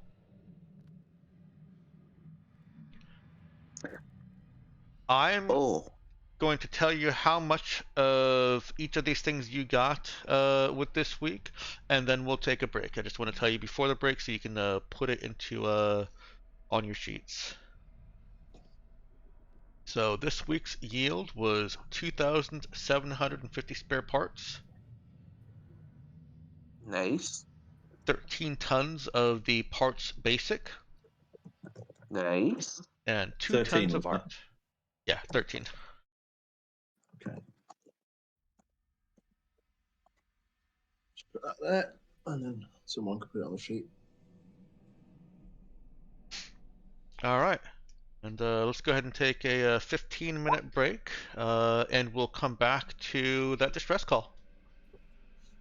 Okay. All right, pull us back into frame. Probably because these ones don't have cannons on, or maybe they do. I don't know what you guys' turtles/tortoises are like over there. I'm trying to remember. I think isn't one a like subset of the other? I was just getting there. Wikipedia reckons tortoise is a type of turtle. Aha.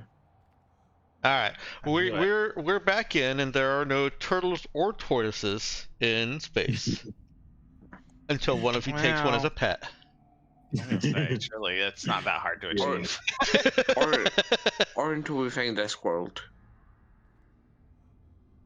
Oh, did you say Discworld? Discworld. I said, or until we find Discworld.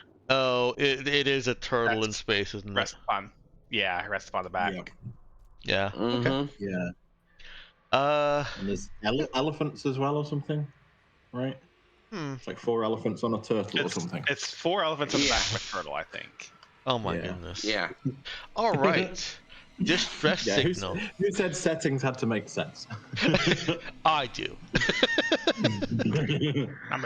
I disagree. Distress signal. It is still garbled and difficult to make out. Somebody is managing to send signals through space with effectively a field radio. It's never going to be a very good signal to begin with.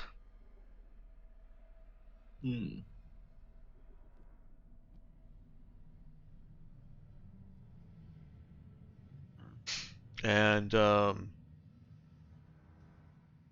it shouldn't be terribly difficult to unscramble it, decipher it, and get the gist of it if you'd like.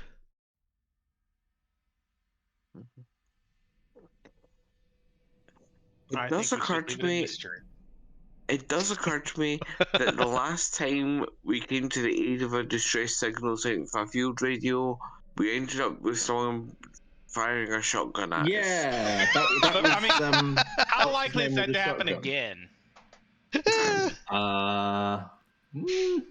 Like, how many times can we respond to a distress signal and then kill the person in distress? After they, hold on. After they threaten us with a shotgun.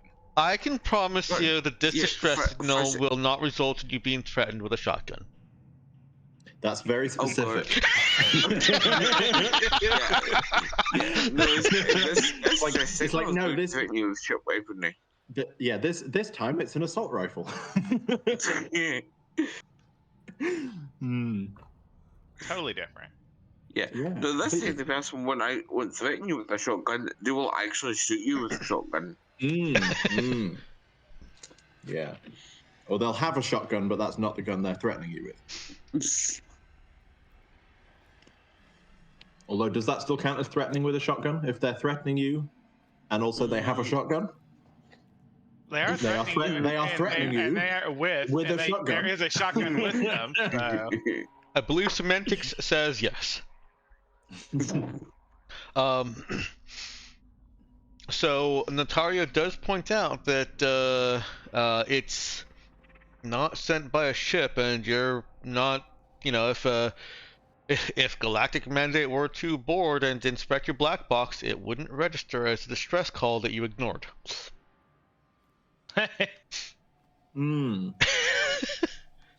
Yeah, but I think it's worth getting close enough to decode at least what they're saying and see if we can work out like who it is and whether it might be useful to us to respond. If it's just well, like if it's someone that's going to be problematic if we pick them up, some stranded union employee or something, then we maybe ignore it and stick an anonymous tip or something. But sorry. Yeah. What's wild there, Viral? It'll be inconvenient to us to save you. Yeah. Yeah. If it's worth our while to save them, then God, we really are mercenaries, aren't we? Yeah. No, I don't mean we won't go out of our way, but if it, like I say, if it's like a union employee where if we save them, we're definitely getting revealed. Okay. Yeah, there's no good Samaritan laws to save us. Well, then I don't know. Do you want to spend a little bit of time trying to decipher it and pinpoint its exact location? Sorry, let me rephrase that. Do you want to spend some time deciphering it? Additionally, the process of doing that will tell you its location. That's not like an extra effort that you have to make. I think it's worth it. Sure, why not? It is in the direction that you've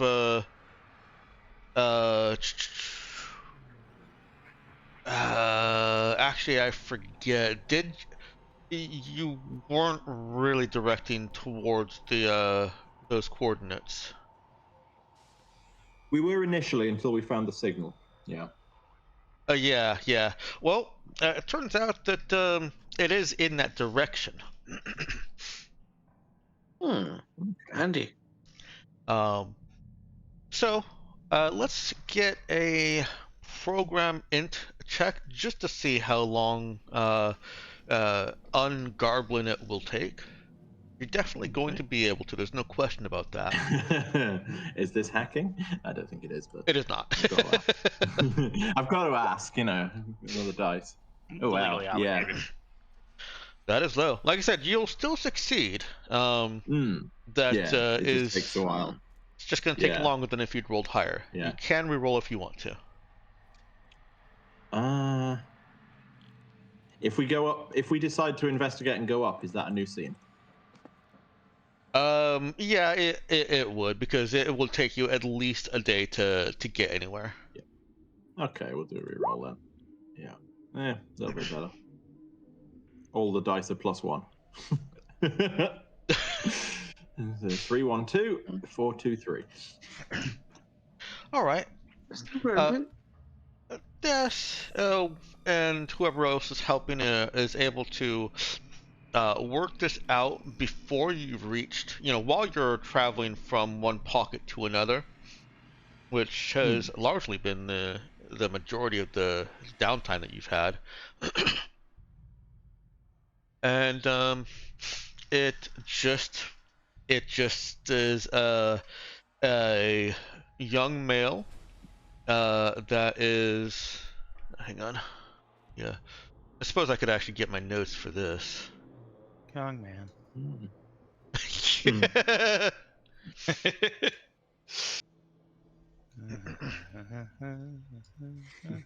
Oh, I have scattered this one. Why did I scatter this one?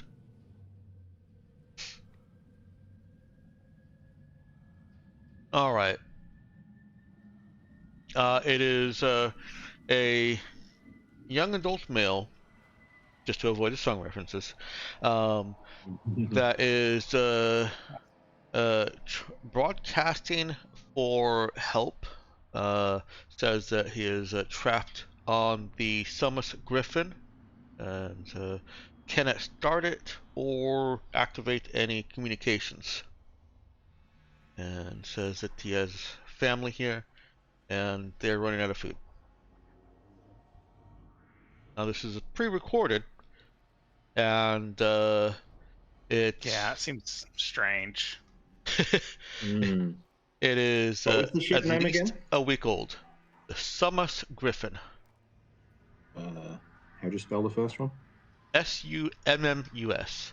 It's like hummus, Okay. but with the Sure. S.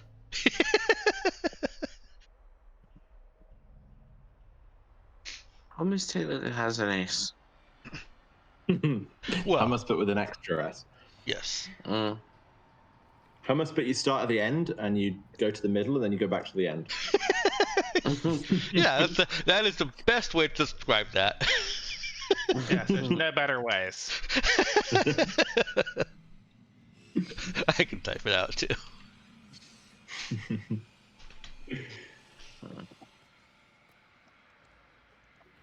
No, I'm pretty sure we agree there's no better way. Nope. I don't think that there's any better way to possibly describe that. Of course not.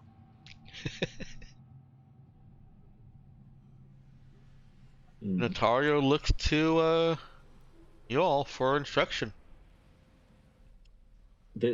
I will I will point out, this is not the first time we've had a distress call, and the last time it was also a guy who claimed to be low on food.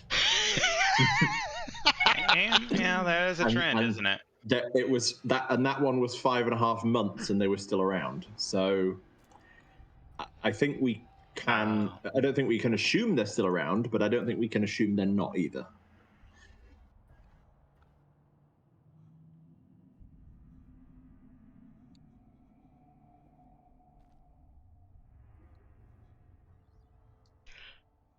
John or Elise want to weigh in?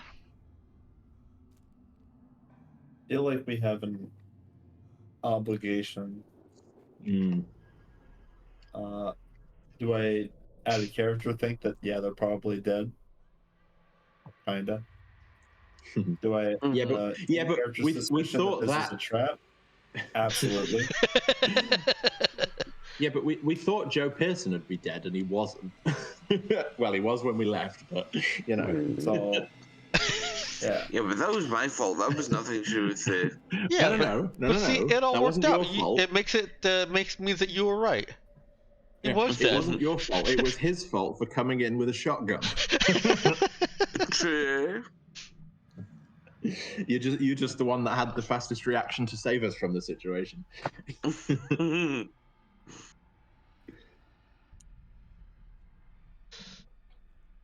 If we're not worried about it being a trap, we could just drop off the details of the distress signal to Union on our way out. But I say we go in.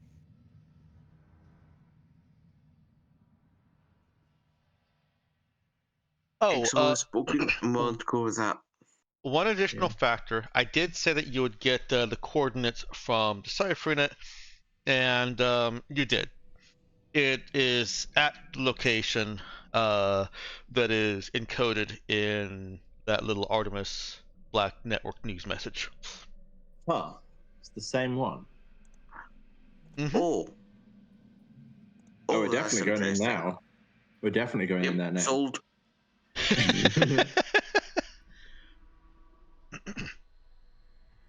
All right.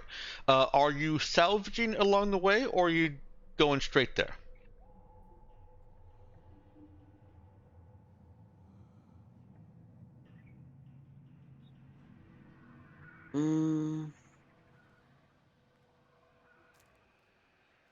I mean, if it's only a week, I mean, guess what? I mean, it would take another week to get there. Mm-hmm. Right. As opposed, But it's as a distress signal. But it is weird that there's a distress signal at all coming in that manner. Yeah. Not being from a ship. I think given that it's like they've been there 2 months since the news. If we're going to respond to a distress signal at all, then we may as well respond to it as if it's urgent. Yeah. We may as well put in the effort. Yeah. We're responding to a distress signal. Come on. Like, imagine if we did the salvage and then we got there like in a week, and then we did a medical check, and it's like these people died 3 days ago. Yeah. Right. Let's at least make it fast. And then even if we turn up and the thing says, oh, they died 3 days ago, it's like, okay, at least we got here as fast as we could, and we just weren't fast enough. Well, once we figured out where they were, It's like what the signal actually was. Yeah, it's like if firemen are out getting a McDonald's, say, and then a call comes through and says, "Oh, there's a fire." Even if there's probably nobody in the house, they're not going to go, "Okay, there's probably nobody in the house. Let's get one McDonald's and then go to the fire."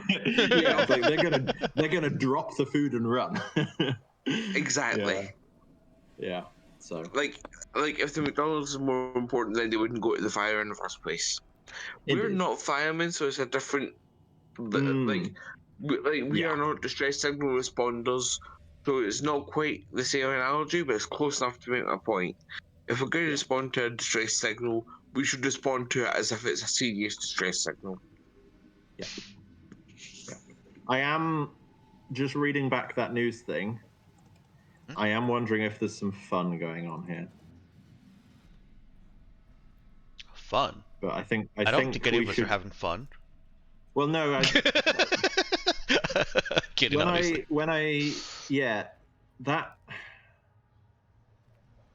The thing about Shuttered Souls Best Let Be, my brain keeps going back there, and I'm wondering if somehow these people are from before, somehow.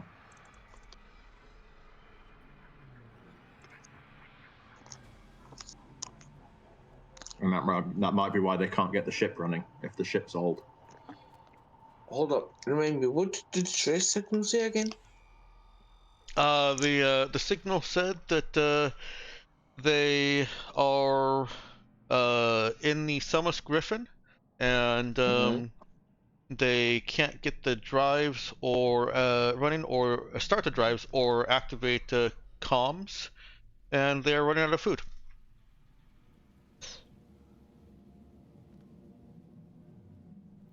Hmm.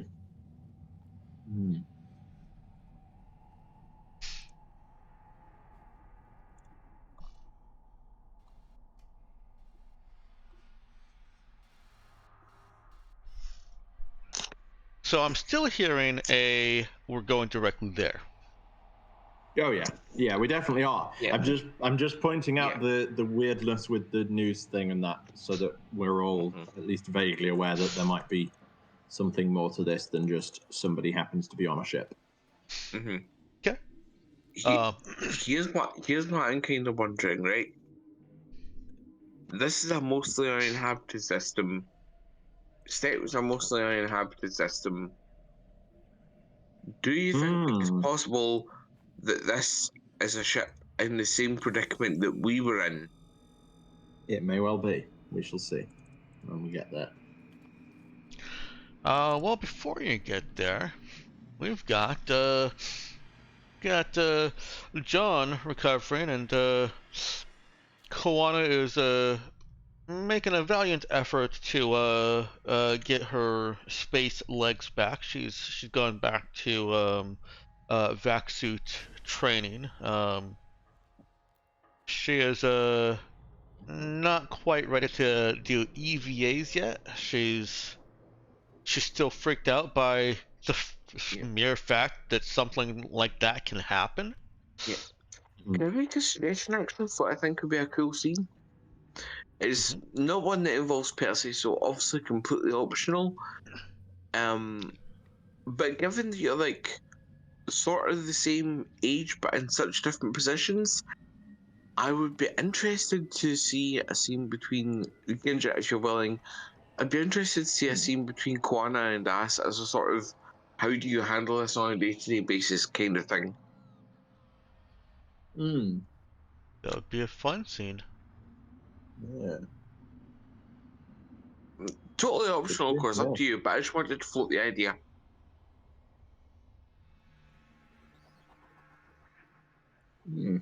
I don't know if Das has a good answer to that, but the question and the discussion could be fun. I think that Kawana is asking Das because they are of a more similar age, and so Kawana kind of well, she stalks Das. But she's not good at sneaking, so it's more like Kawana is clomping up to Das as Das is fiddling with the tube. She's still very clompy. Enthusiastic, I thought we said. Yes. You can call it enthusiastic. I will continue calling it clompy. Touché. Yes.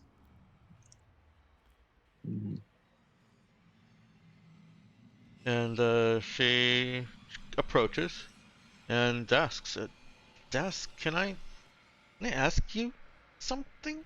How do you handle it? She doesn't even wait for an answer. Handle what? You didn't even seem to care. I mean, you cared. Obviously, you cared, but you weren't phased at all when the ship, the ground was buckling beneath us. Well, yeah. Come sit down. Sit down here. She clumps over to a seat. She enthusiastics over to a seat. Yep. Oh, yes, I'm comedian. It's not so much. Yeah. It's not so much a lack of reaction as a lack of outside reaction, if that makes sense. You just kind of hold have it in. to a little bit. It's if I don't think about it logically, not going to think about it well. So cling to the logic. I don't think Hey, outside is for me. If he floats away too far, then Natario would have just spun up the ship a bit, moved over, caught him with the ship. It's a bit of a hassle, but would have got him. Oh, I guess that's. I didn't think about moving the ship. It's not ideal, but it could be done if it was necessary, but it wasn't. What if he runs into something out there? It just slows him down. Space is big, though. It's kind of hard to hit something unless you're really trying. At the speed he was going, so hitting something would have been a splat. Okay. There's probably good reason Das isn't saying that, though. Yeah, no. I mean, it would have slowed him down. That's Perhaps true. A little more violently than we would like, but it would have slowed him down. I mean, it might not have been a splat. It would have been really bad still. Yeah. She thinks about that.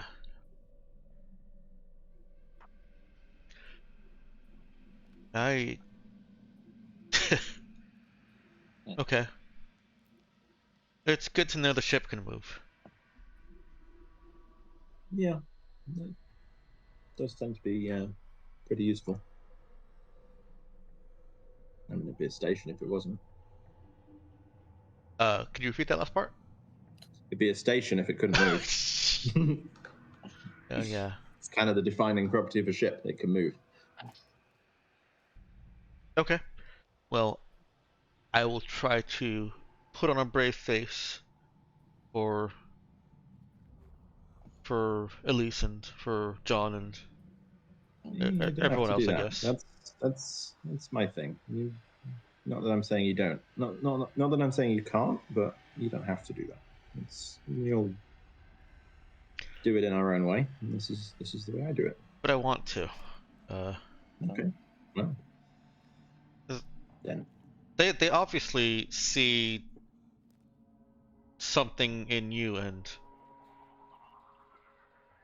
I don't know if they see that in me yet. Yeah. Just gotta find what you're good at. She brightens up. Shooting guns. Well, I think we're gonna have guns pretty soon, so. Yes. Well, let's see how good you are. He straightens up a little more. I'm pretty good. Well, if things go as I suspect they might, we're gonna need it. Oh. I didn't think about that. That's both exciting and terrifying also.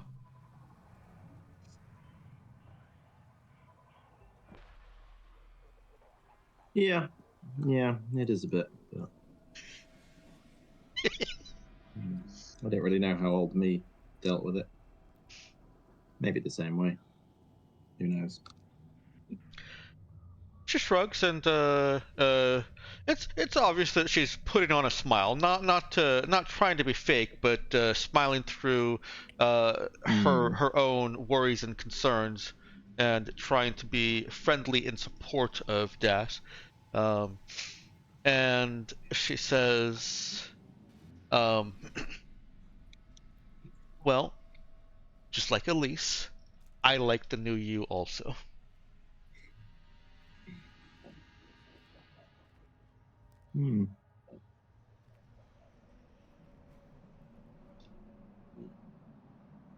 And unless you've got anything profound for Das to add, I think that's a good scene. Yeah.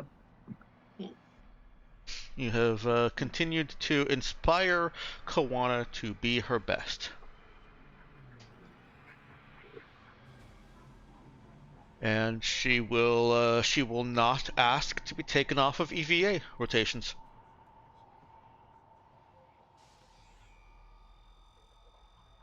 So, as you're approaching the source of this distress call, first thing you notice is a ship that is not the Summit Griffin, or at least you hope it's not, because it's freaking gigantic.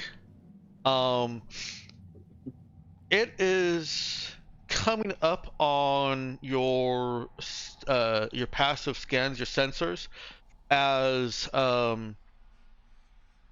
It's not a moon. That's no moon. Is it a space station? It's as big as a space station, as big as a large space station. But it's shaped. Ship's move. The ship's move. If it's not moving, does that make it a station? It does make it stationary, but you can't ride on it. You can ride on it though. Yeah. Fun with words. Not anywhere because it's not moving. Yeah. And the jokes come full circle. Yep. Go team. That is an interesting observation there, Viral. Yes.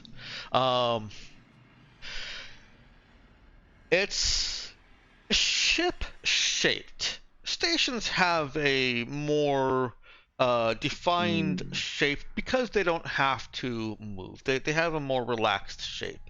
Yeah. And you can have a weird sticky out bit, and it doesn't matter because it doesn't have to deal with the stresses of accelerating. Right. Exactly. The ship is at least a kilometer long. That feels long. How long is our ship for scale? 120 meters. Okay, this is big. Yeah. Yeah. And your ship is a cruiser. Yeah, like our ship is quite big, and this ship dwarfs ours. Yeah.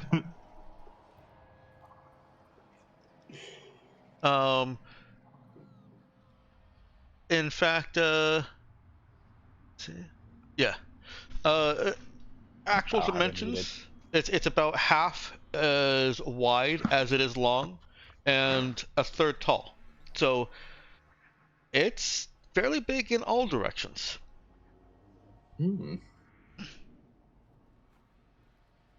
As you get closer to it. Thinking about it, actually, a kilometer to 120, like this thing relative to us is roughly the same size difference as us compared to a fighter. Yeah. Yeah, it's like 8 times our size. Easily. I mean, it's probably larger than most space stations. It probably is, yeah. It's definitely larger than some. Mm-hmm. Oh yeah, it definitely is. And as you continue your approach, you do see the Summit Griffin, or at least a ship that is probably the Summit Griffin. It does not have its transponder on either. But there's a frigate class. Initial scans, or not scans, initial sensor data would put it as a free merchant class ship. Appears to be secured and docked to this Titan ship.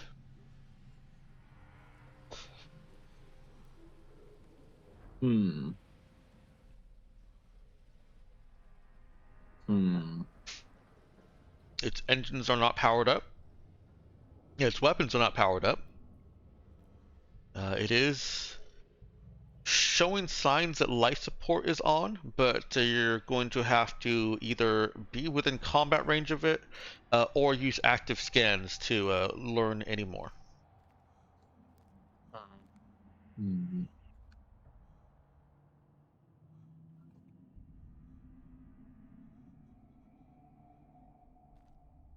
I feel like getting closer is probably the safe way to learn something more, given that the alternate like active scans would draw more attention to this spot.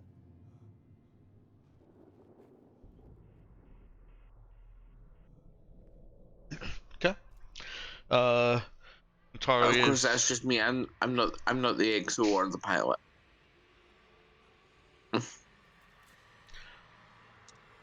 I'm not hearing any disagreement, and so you continue your approach, and you approach within combat range. All the assumptions that you made based on sensor data turn out to be correct. It does have some kind of markings on it that identify it as the Summers Griffin.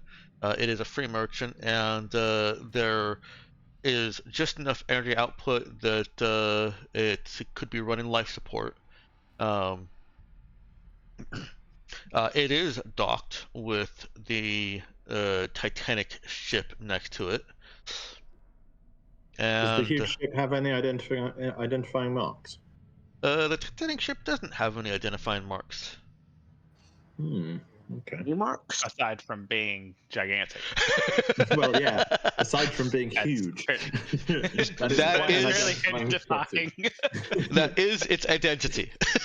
Yes, big. Okay. Yeah, big chonker. Okay. No, but like, does it just look like a regular ship just scaled up to really big size? Or like a regular capital ship, I suppose it'd be, but even then it's big for a capital ship. Yeah, no. Or is it an unusual like design? It's unusual in its design, probably to accommodate its size. I was gonna say for reasons other than is big. Oh. Yeah. No. If anyone in the sector had the capability and the tech to make ships this big, then this would be a fairly standard size, or not size, design for it. This would be the design for it. Does it follow the same patterns as the sort of common designs that we've found so far? Like, is it another one from that manufacturer, or is it something different? Roll me a int no check. Ooh. Okay. I don't have no, but I have good int, so. That's good enough. And yeah, knows? it bears similarities. Okay. Yeah. Obviously, there are enough differences because it's freaking huge. Yeah. But there are some similar design features. This is maybe the flagship of whatever fleet that was, or something.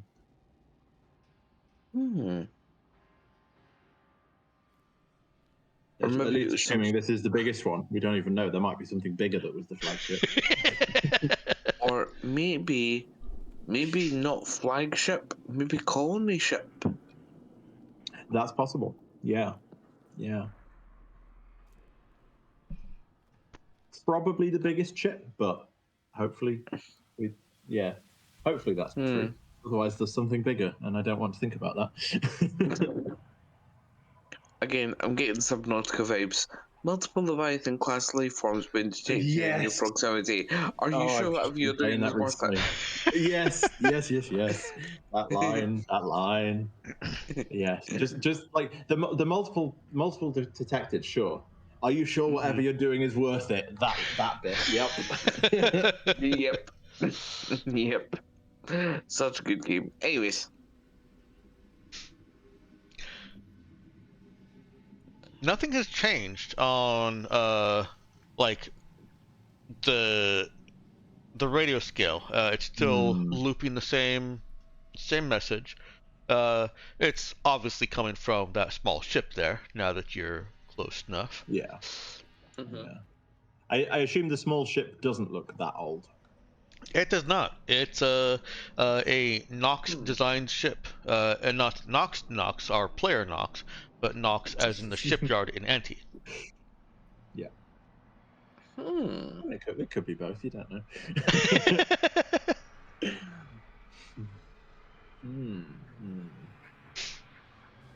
As a standard free merchant, it does have 2 airlocks that can be accessed on opposite sides of the ship, and so the fact that it is already attached to the Titanic ship still leaves one airlock clamped and attached. Yeah. Still leaves one airlock that you could investigate.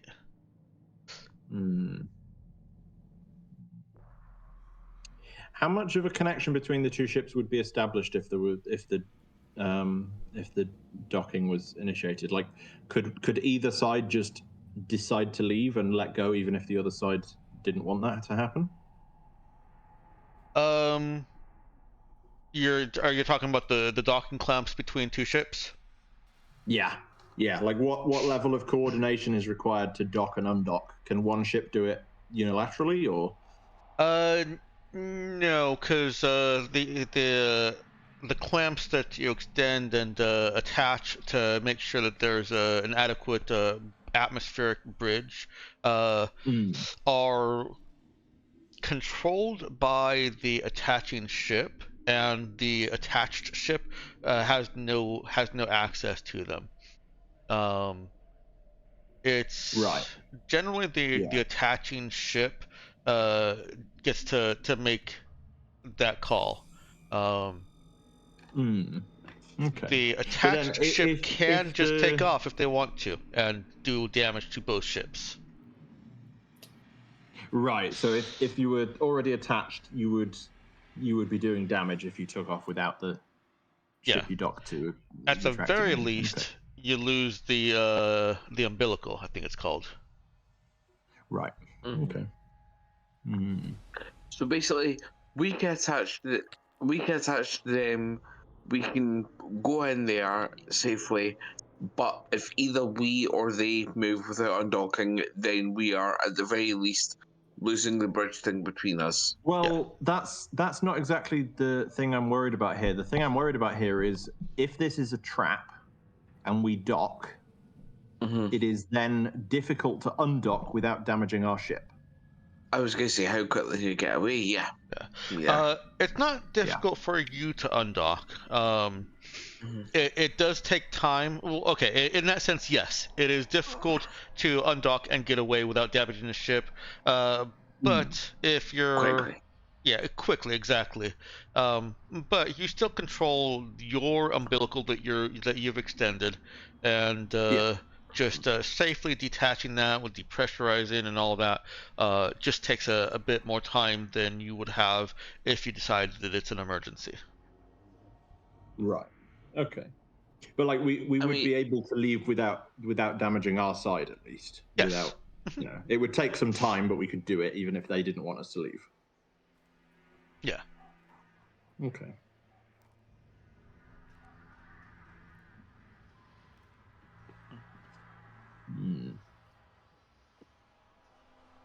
What's your course of action here?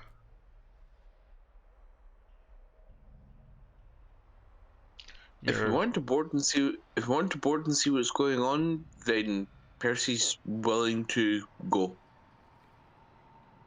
Yeah. I think realistically there are 2 things we could do. We either, well, really there's 3. One of which is just ignore it and but I think the 2 U-turn. Yeah, thing 1, just ignore that we ever came here. It's not worth it. One of the things is obviously, dock, go in, have a look. One of them, we could potentially try and send a return transmission weak enough that it's weaker than their signal but still gets to them, and see if they pick it up. You are now close that enough. That may just be in the lead up to actually docking, but we could talk to them maybe. You are close enough. You could put together a field radio transmitter that's not going to, it's going to be as faint as their signal was. It's not going to broadcast across the whole system. Yeah. Yeah, that sounds like a safe precaution. Even just as a courtesy to let them know, hey, we're coming aboard to check out what's going on.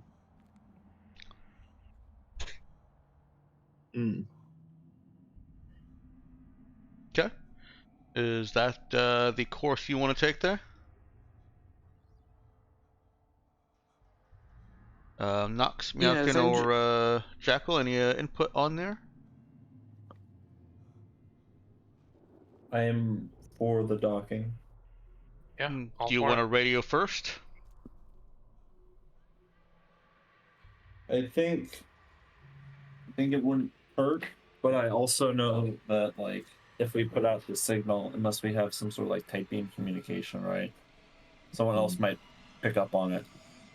Which Yeah, I mean, well, the idea is it would be a weak transmission that's no stronger than theirs. So anyone that doesn't already hear their distress call isn't going to hear us replying. I suppose that's true. And yeah, I don't have an issue with that either.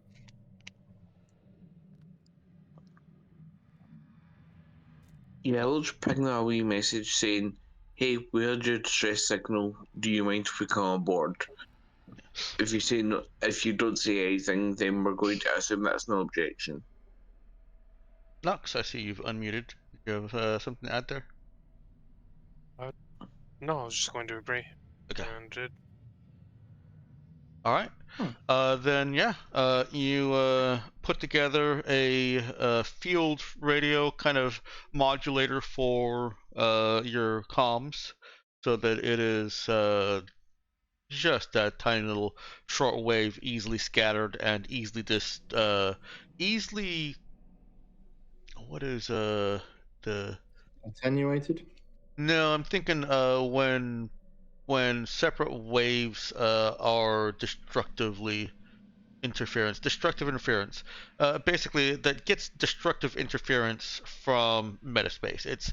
It's not going to go far because of Right. the noise coming from metaspace. Yeah.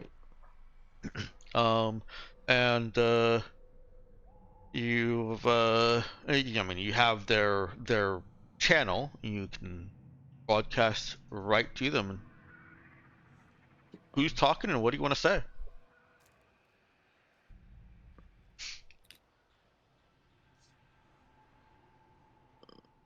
Percy?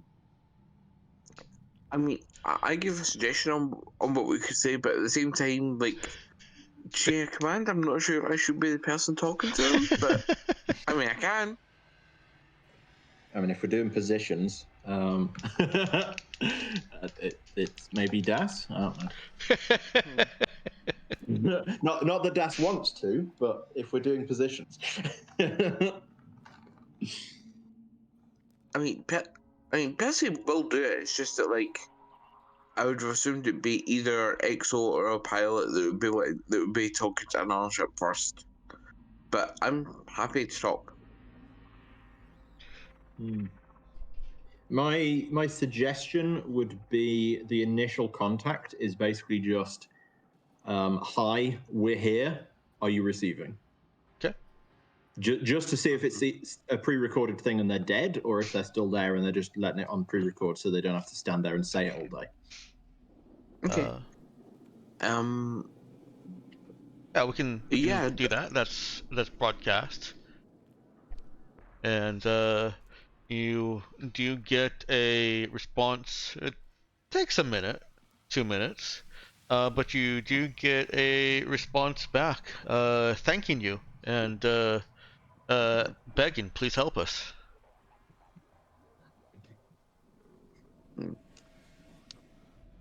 Okay. Then I suggest that we send another message asking if they're okay with us docking with them so that we can come on board and get a little look around and ask what happened. Any objections to that, or? No, I think that's good. Only in that the phrasing might be a little bit weird, but no objection on the actual like intent. But like asking, Yeah. "Can we dock?" I suspect at this point it will be like, "Yes, of course you can. Why do you even think you need to ask?"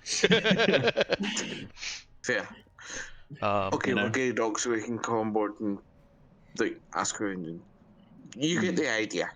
Yeah, the response you get back is, yes, we can't open the airlock. Can you?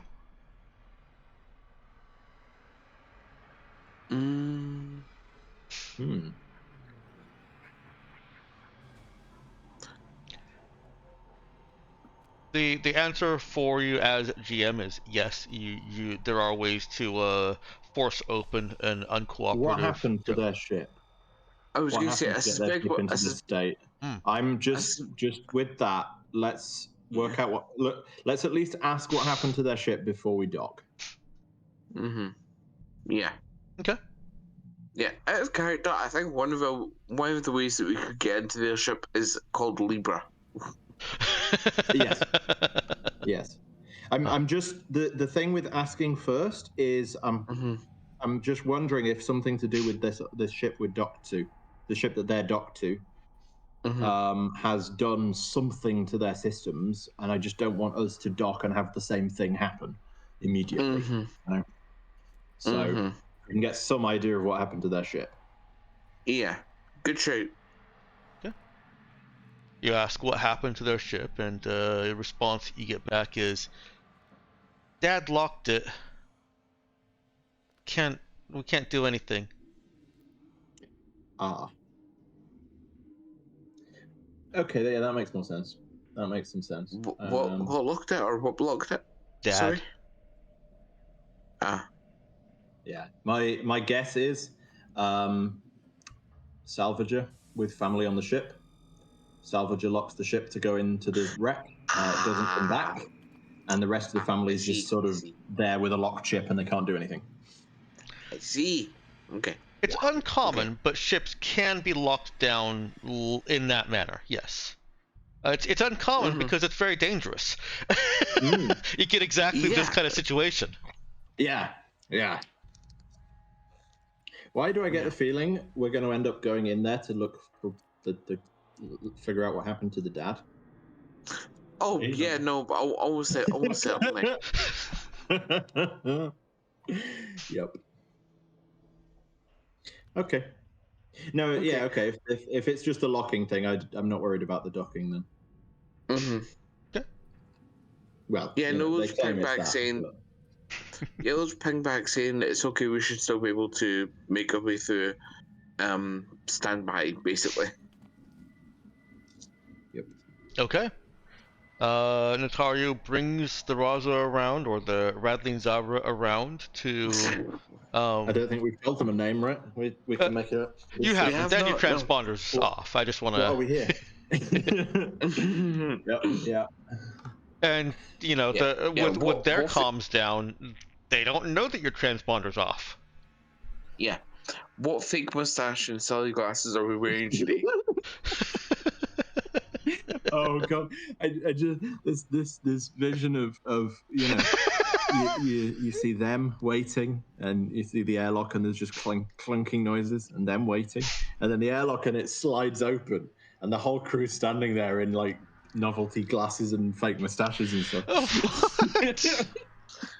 Oh, is that the mental image you're laughing at? I was laughing. Yeah. Including Libra. Fake image. Yeah. Oh no.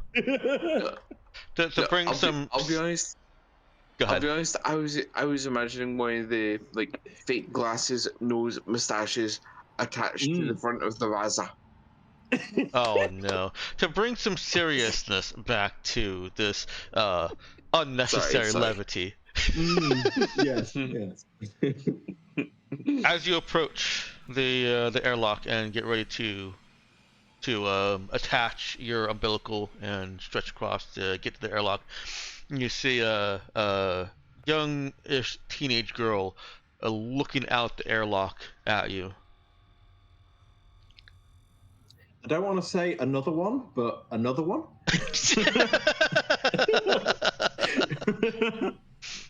Okay, so it wasn't just me. To be fair, I just told the AI teenager, and it decided that it was a black girl. Yeah. Well. So, blame the AI for that one. The voice on the line has been a boy. Yeah. Okay.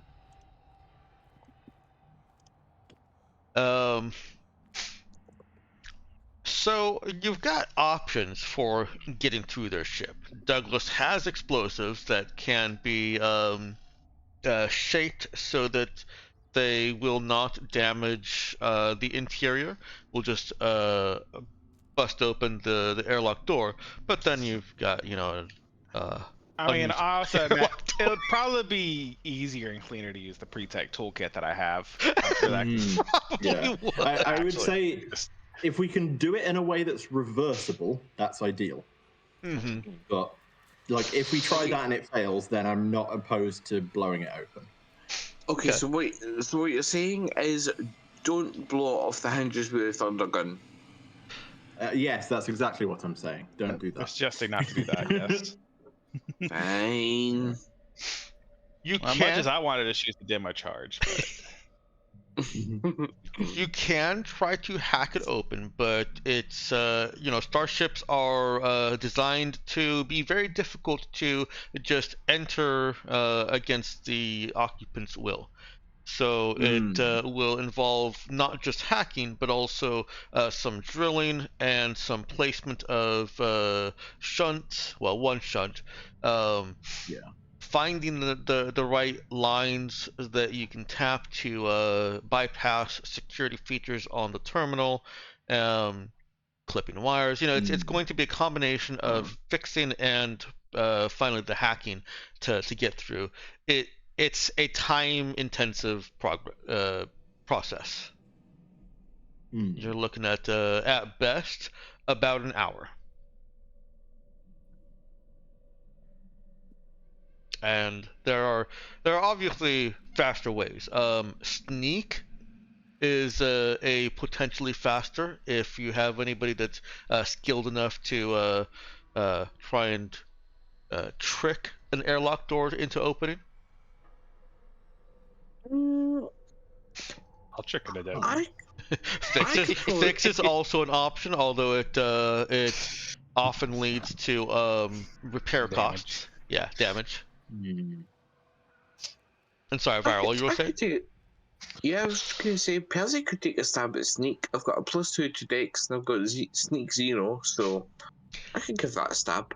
It would be intelligence for this. Okay. It's a 0 overall.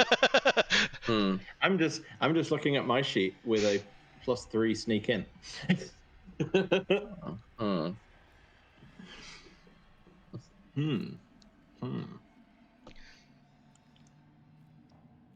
Well, does Das or Percy want to... It sounds like a better idea than hacking it. I mean, not that hacking it is necessarily a bad idea, but it sounds faster. It is faster. The trade-off with sneaking through is that it doesn't actually bypass any of the the door's normal mechanisms. So if it closes again, it's locked again. Right. Yeah. If we hack it, it's open. Whereas if we sneak through, it lets us through, and then it's closed again. Okay. Yeah. Yeah, but if we get Das onto the other side of it, she'll probably have an easier time circumventing the defenses from their side. Yeah, she will. I would guess it's easier to hack your way out of a ship than into one. Absolutely. Yeah. Okay. Yeah. I would suggest if we're going to trick it, let's make sure we have everything we're going to need going through. Okay. So, med kits, supplies, food, water. Yep. Gun just to be on the safe side. Guns for everyone that knows how to wield them, just to be safe. It might be a trap still, which probably isn't, but it might be. Can't be too safe. I recommend the bolter guns. Wouldn't be the first crew of criminals that contained a couple of teenagers. Okay. How does that stack up to the void carbine? Its biggest advantage is it's a tool. Actually, no, its biggest advantage against the void carbine is that it's one-handed. Yeah.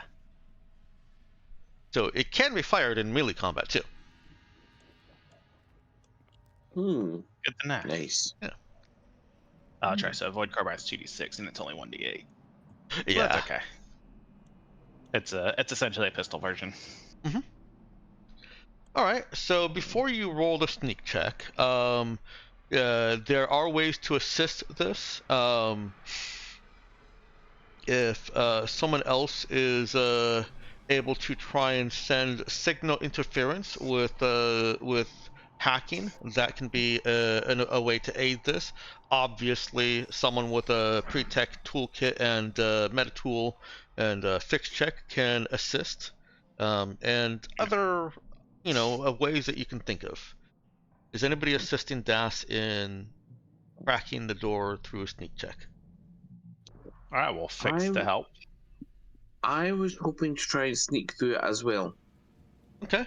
Yeah. Das. Sorry, I should have said Das and Percy working together. Yeah, because I don't feel comfortable sending her into this by herself. That's fair. That's fair. Yeah. With Natario in position, you're able to sneak not sort of tricking the door into opening and letting more than just one person through. It would. People. It would. Mm-hmm. Okay. Yeah. Just like I'm imagining the sneak is basically get it open, and then whoever is coming can come into the airlock and come through. All right. Yeah. Yeah. So how small is their airlock? So it wouldn't be just it wouldn't necessarily just be Das and Percy is the point. It's a 2-person airlock. Okay, maybe it would. I think it's people per person in there. You could fit more people into it, but you're not supposed to. Yeah. Okay. We'd be fine. But you're also not supposed to. I would suggest, given the situation, we might want to fit one more person into it, especially since Das is small.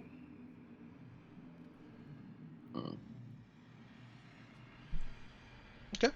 Well, we're getting a little bit ahead of ourselves. Let's go ahead and start off with the assistance that is being given to Das. So we'll get what's his name? Doug's roll first. All right. What am I? MC fix with intelligence? Yeah. All right. I asked. I guess it does make a difference because I have more intelligence than Dex. Oh, that's pretty good. Yeah. That should get you a +1. That does get you a +1. Unless it doesn't. Nice. And then Percy and Das rolling together. Das, go ahead and make that roll. Okay. Sneak with int. Even with the +1, that's not going to do it. It wasn't going to happen. It wasn't going to be anything else anyway. Let's expert re-roll that. Okay.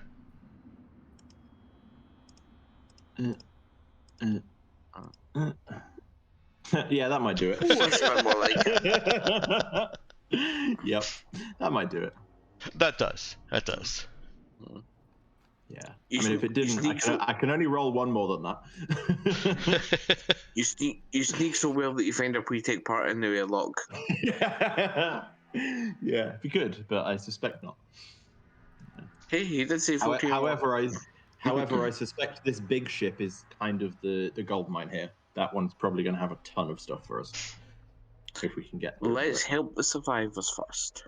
Yes. There is a reason that ships that big aren't built anymore, and ships that big typically require pre-tech or sci-tech to function properly. So yes, that ship is probably a gold mine. You're inside the airlock, and you're seeing it looks like a family that has been living on within the small confines of a free merchant for nearly 2 months. They're waiting outside the inner airlock on the ship side of it, obviously, and they're watching on with a mixture of fear and hope. They don't know you. They're scared of you. Yeah. But you're also so is everyone, it seems. Beggars can't be choosers. So who have we got in the airlock? Das and Percy, and did we bring someone else? Squeeze in?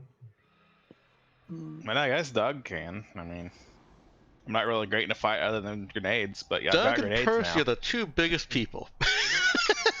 Yeah, maybe someone a little bit smaller. Yeah, like Das is small, but that doesn't mean we can fit 2 full-size people in. I'm only not penalizing this this hack check because Das is small. So go ahead and hack the airlock. You do have to use a line shunt for this, but the shunt is placed within the confines of this airlock, so you're okay.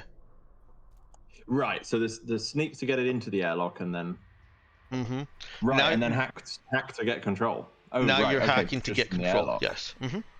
And I see. Okay. Now that you're inside, this is actually a very easy check. I don't think you can. Okay. Well, you could technically fail it, but unlikely. 1 line shunt, and then program. Have you seen Das? Yeah, have you seen this? This is going to be at least 10. Do you remember what she did at Henry Station? It is she made possible. 6 consecutive hack checks. It is possible to roll all ones and to have failed this check, but that did not happen. Was it? It is possible. Yeah. Yeah. I've seen things like that It before. is possible. Yeah. Oh, I've seen 4d6 come up all ones. One of my players in Scum and Villainy did that. Yeah. If you play Warhammer 40k tabletop, and you roll like so many d6s, it comes up way more often than you'd think. Oh yeah. Yeah. Yeah. The difficulty to subvert a system, to take control of it, is 10, and it's always going to be at least +1, even on personal ships like this, because the ships are still designed to repel hacking attempts. So the difficulty was 11. Okay. Das flies by that, and you have complete control over the airlocks for as long as that line shunt stays in place. Okay. I will. Can I tell the state of the other airlock from here, either visible or through the system? Yeah, you can. It is also locked. The internal door of that airlock is locked. The external door is open. Yep, that tracks. Yeah. Okay. Yeah, I will. Right, we're docked here, right? So if I open both doors of this side airlock, that's safe and it's not going to leak anything. No, you'll be exchanging air, but the tunnel is pressurized, and obviously they're pressurized inside there. It wouldn't even be a rush of air; it would be a trickle. Yeah, it'd be like we're at 101 and they're at 100 or something, and it's like just a little bit of wind. Yeah, you're opening a window within the same house, effectively. Yeah. Okay, we'll do that then. Open it up. Okay. They scatter back away from the door as it opens. Hands clenched in fear. The boy stands forward in front of his family, along with one other person that looks like she's probably unrelated to them, but is taking also a defensive caretaker role. And let's see. And they start thanking you and asking, please, can you get our ship running? Can we leave?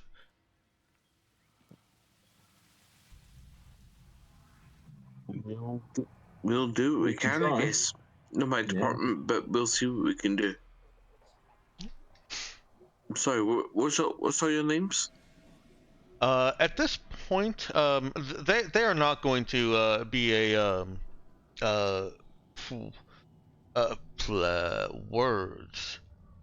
They're going to be a completely cooperative.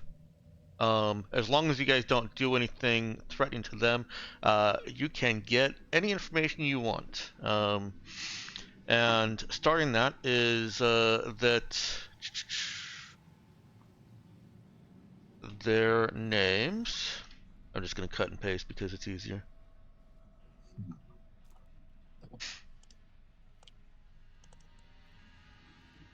They introduce themselves, and they say that Sage is unfortunately didn't make it.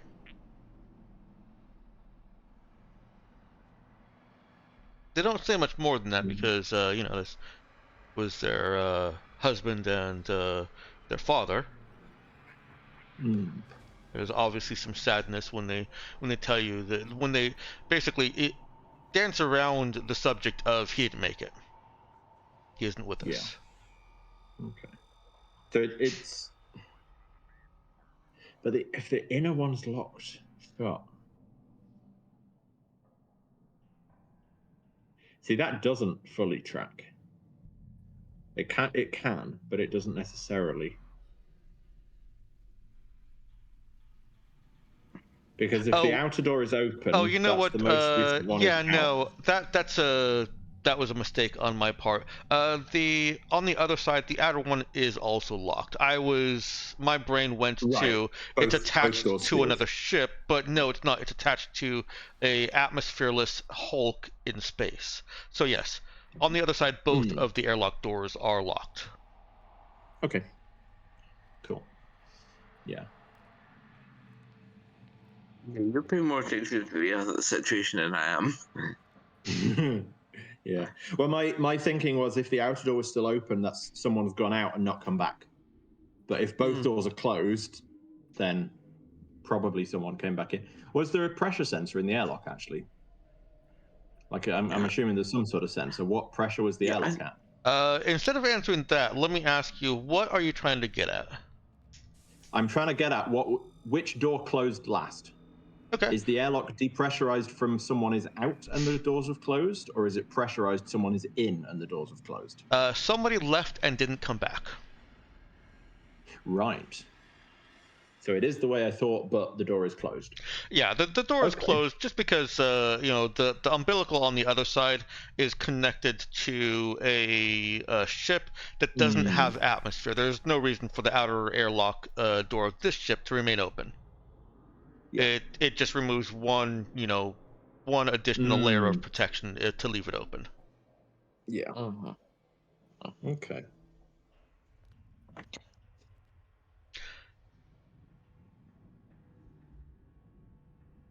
What is there anything else that you want to know from this scared and anxious and hungry family? They've been rationing. Yeah, you know what? Let's. I was gonna say let's bring them through and give them some of the meals ready for release first. At the same time, do we want to? But then I was gonna say, do we want to be bringing strangers onto our ship? But then I'm thinking, are we douchebags enough to not do that? Well, I think at the very least we're giving them some food. I think we definitely are doing that. The question is, do we bring them onto our ship and give them food there, or do we bring food to their ship? I think the latter is safer. Yeah, probably. I would advocate for bringing them food there, talking to them on their ship, and only after, not necessarily like a background check, but like after we've cleared stuff. Yeah. Then go, all right, get it on our ship. Because if they get on our ship now and we have an issue, right? We're gonna have a big issue. The other thing is, if we do get their ship running, they may not ever need to see our ship. To be clear, they don't actually want to go on your ship. They want their ship running and to leave. Yeah. Yeah. So I guess first things if we first, get their ship running. Why is their ship just not running because they're locked out, or? Yes. Yeah. Every system on the ship is operational. They just are locked out of it. They don't have the administrator password effectively. They can't access what's on the computer. Right, so really, I would assume this is something that DAS can bypass somehow.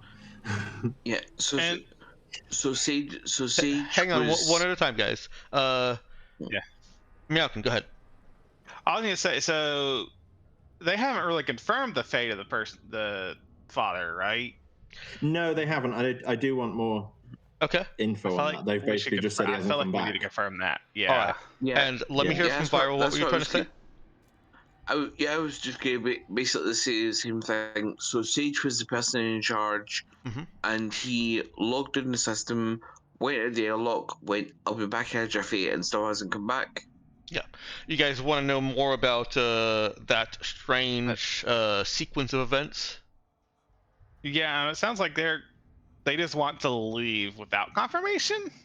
No, they're not trying to avoid confirmation of that. That was just to stave off any concerns about them coming on your ship. They don't want to come on your ship. That's the gist of it. They want their ship fixed so they can leave. But to give you some more information about why is their ship locked? Delphi. Hang on. Let me make sure I'm. Nope, not Delphium. Numeria is willing to talk aside from you. Numeria is the one that is not part of the family, is a family friend there. She says that the kids have, in the past, played pranks, taken off the ship, or made calls, and so father put a lock on it. Wow. Let's just disregard every safety. Yeah. Because the kids annoyed me. Yep, that sounds right. So yeah, Nox? they are able to run the ship and get out with it. If it can get unlocked, yes. Okay. You just have to be able to hack through, and it is only a free merchant. Its security isn't going to be that great. It's only going to have the +1. So, the sequence of events to ensure that they can run the ship and get out would be to place line shunts, so that DAS's hack is not time limited, and hack the captain's commands, and basically subvert several systems in the ship. It's not something that'll hold, and if any of those line shunts get knocked off, they're in big trouble. They will have. Is it something where I could do a temporary hack to just like reset the password or something? No, it's something that they will have to take it to a shipyard to get systems reset to default and properly fixed. No hacking is going to fix this. It's just going to band-aid. You got to wipe out the system and then it's basically intentionally very very difficult to steal ships. Yes. Someone, not the GM, someone in the universe decided that was a good idea. Yeah. I mean, it's fail secure. Yeah, I suppose. Yeah, it's just that fail secure is also fail deadly. Yeah. Well, most ships don't get locked like this. It's a feature that is not usually used, and usually more than one person has the access rights. It's like if the kids are the ones sending things, then like the 2 other adults on the ship, maybe the 3 other adults on the ship should also have codes. But you'd think, you'd think Sage would have given his husband like, the code as well. I'd be curious to know how long has their dad been away, like on the big ship for?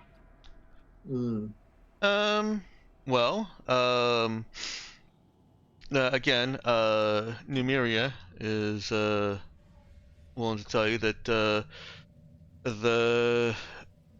they got final transmissions from the dad on November 2nd. Context, I've not been keeping up with days. I knew it. What day is it? That's it's the 21st, 22nd of December. December. 2nd of November is the date of the news transmission. Huh, odd. Oh. Yeah, it's gotta be a coincidence. Wait, one pried open probably- the cuckoo's nest. One person just- goes into that ship and doesn't come back. Oh, And last transmission, the date that message went out. I mean, just maybe they triggered something. My theory of like people from 600 years ago, it's seeming more and more right with each bit of information we get here. yeah. In the darkness, a billion windows rest shuttered, abandoned play spaces where dreams once fluttered. The sleepless rest have shuttered. The sleepless rest have shuttered, so best let be.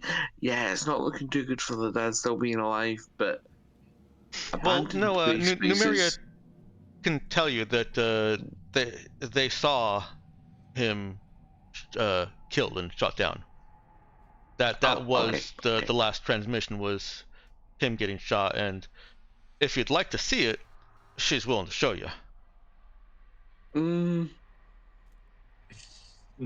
Sorry, I should say that if you ask, she will show you. Yeah. She's not offering. I'm not. Yeah, I'm not It would be particularly. useful to know what killed him. Hang on, real quick, Yeah, viral first. Good. I was going to say I'm not particularly eager, but I feel that we probably should for the sake of information. All right, and Ginja, what were you saying? I didn't catch it. I'm sorry. We should try and work. Like I would at least like to know what killed him. Okay. So basically the same thing. Yeah. So they have what his vac suit was broadcasting as he went on to the ship. There's a little bit of banter between him and Numeria, joking about the lock, and they do have a little friendly joke about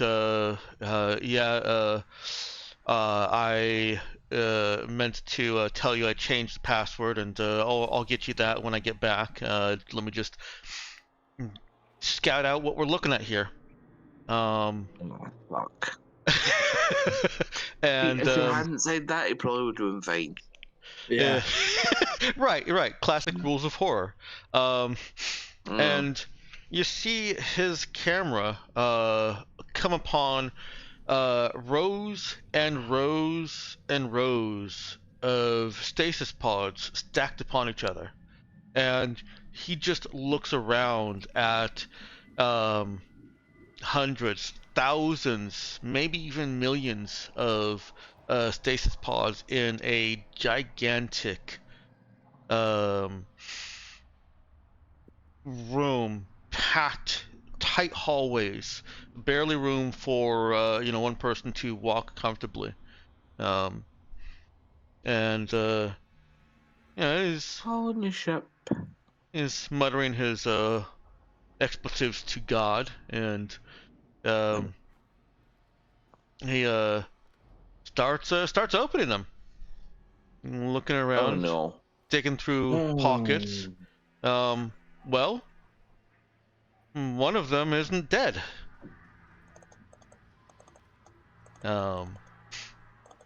Now, what you're seeing on the cameras, those pockets that he's rummaging through, they are definitely dead people. Those stasis pods have not had power for a very long time, and although there's no atmosphere in there for, well, there's whatever atmosphere the pod allows, but once it's broken, there's no decomposition. You can still tell those are dead until he gets to the one that's opened. It certainly looks worse for wear. It does not look like a healthy human, but eyes open and a human being steps out. It looks around. It ignores Sage's efforts to communicate with it, and it walks away. And he's standing there, just kind of, what the fuck? Okay, I'm getting out of here. I'm leaving. We're leaving here. Delphi, get the engines spun up. Dad, I can't. You locked them. Yeah, I'm coming back. and then he's navigating his way through the ship. It's not even a few minutes later. This has been a very long video here. It's not even a few minutes later, after encountering this and making his way back, that you hear him cry out, and he stumbles and falls, and he spits blood into the inside of his vac suit, and looks back to see that person that he let go leveling a void carbine at him as he's trying to scooch away. And you get to see those shots that kill him, and the human comes over and turns the camera to look at it. The human, by the way, is walking around in no atmosphere. Well, not walking around. It's moving itself around through, pulling itself through the 0G. And the last thing you see is Sage's helmet kind of just lolling to the side as this thing starts opening up stasis pods. Oh no. And we'll go ahead and unless anybody has anything they want to anything profound they want to add or say at the end of the session here. I was right. That's it. That's not profound. We already knew that. Call me John. I was also No, right. but I was right. 600-year-old people. That's. These are probably the best people that we could have rescued because they have no preconceived notion about us or hatred. No. The people we rescued probably do. The people in that ship don't, but they looks like they'll probably shoot us if we go in there anyway, so it doesn't really matter.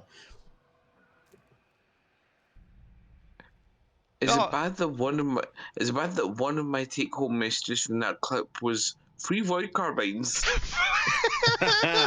Yeah, see, the thing is, if they've opened the rest of the pods, there's probably going to be a lot of void carbines pointed in our direction if we go in there. Yes. So it's more like free void carbine shots, and they come at you at very high velocity. No. Free void carbines, you just need to take them off the previous ones first. Now, Sage did open several of these stasis pods, kind of got himself excited in the anticipation of discovery before discovering the thing that killed him. Mm. So you can at least be certain that not every single one of those stasis pods has a space zombie? Yeah. I'm gonna say, has no one said zombies yet? I mean, come on.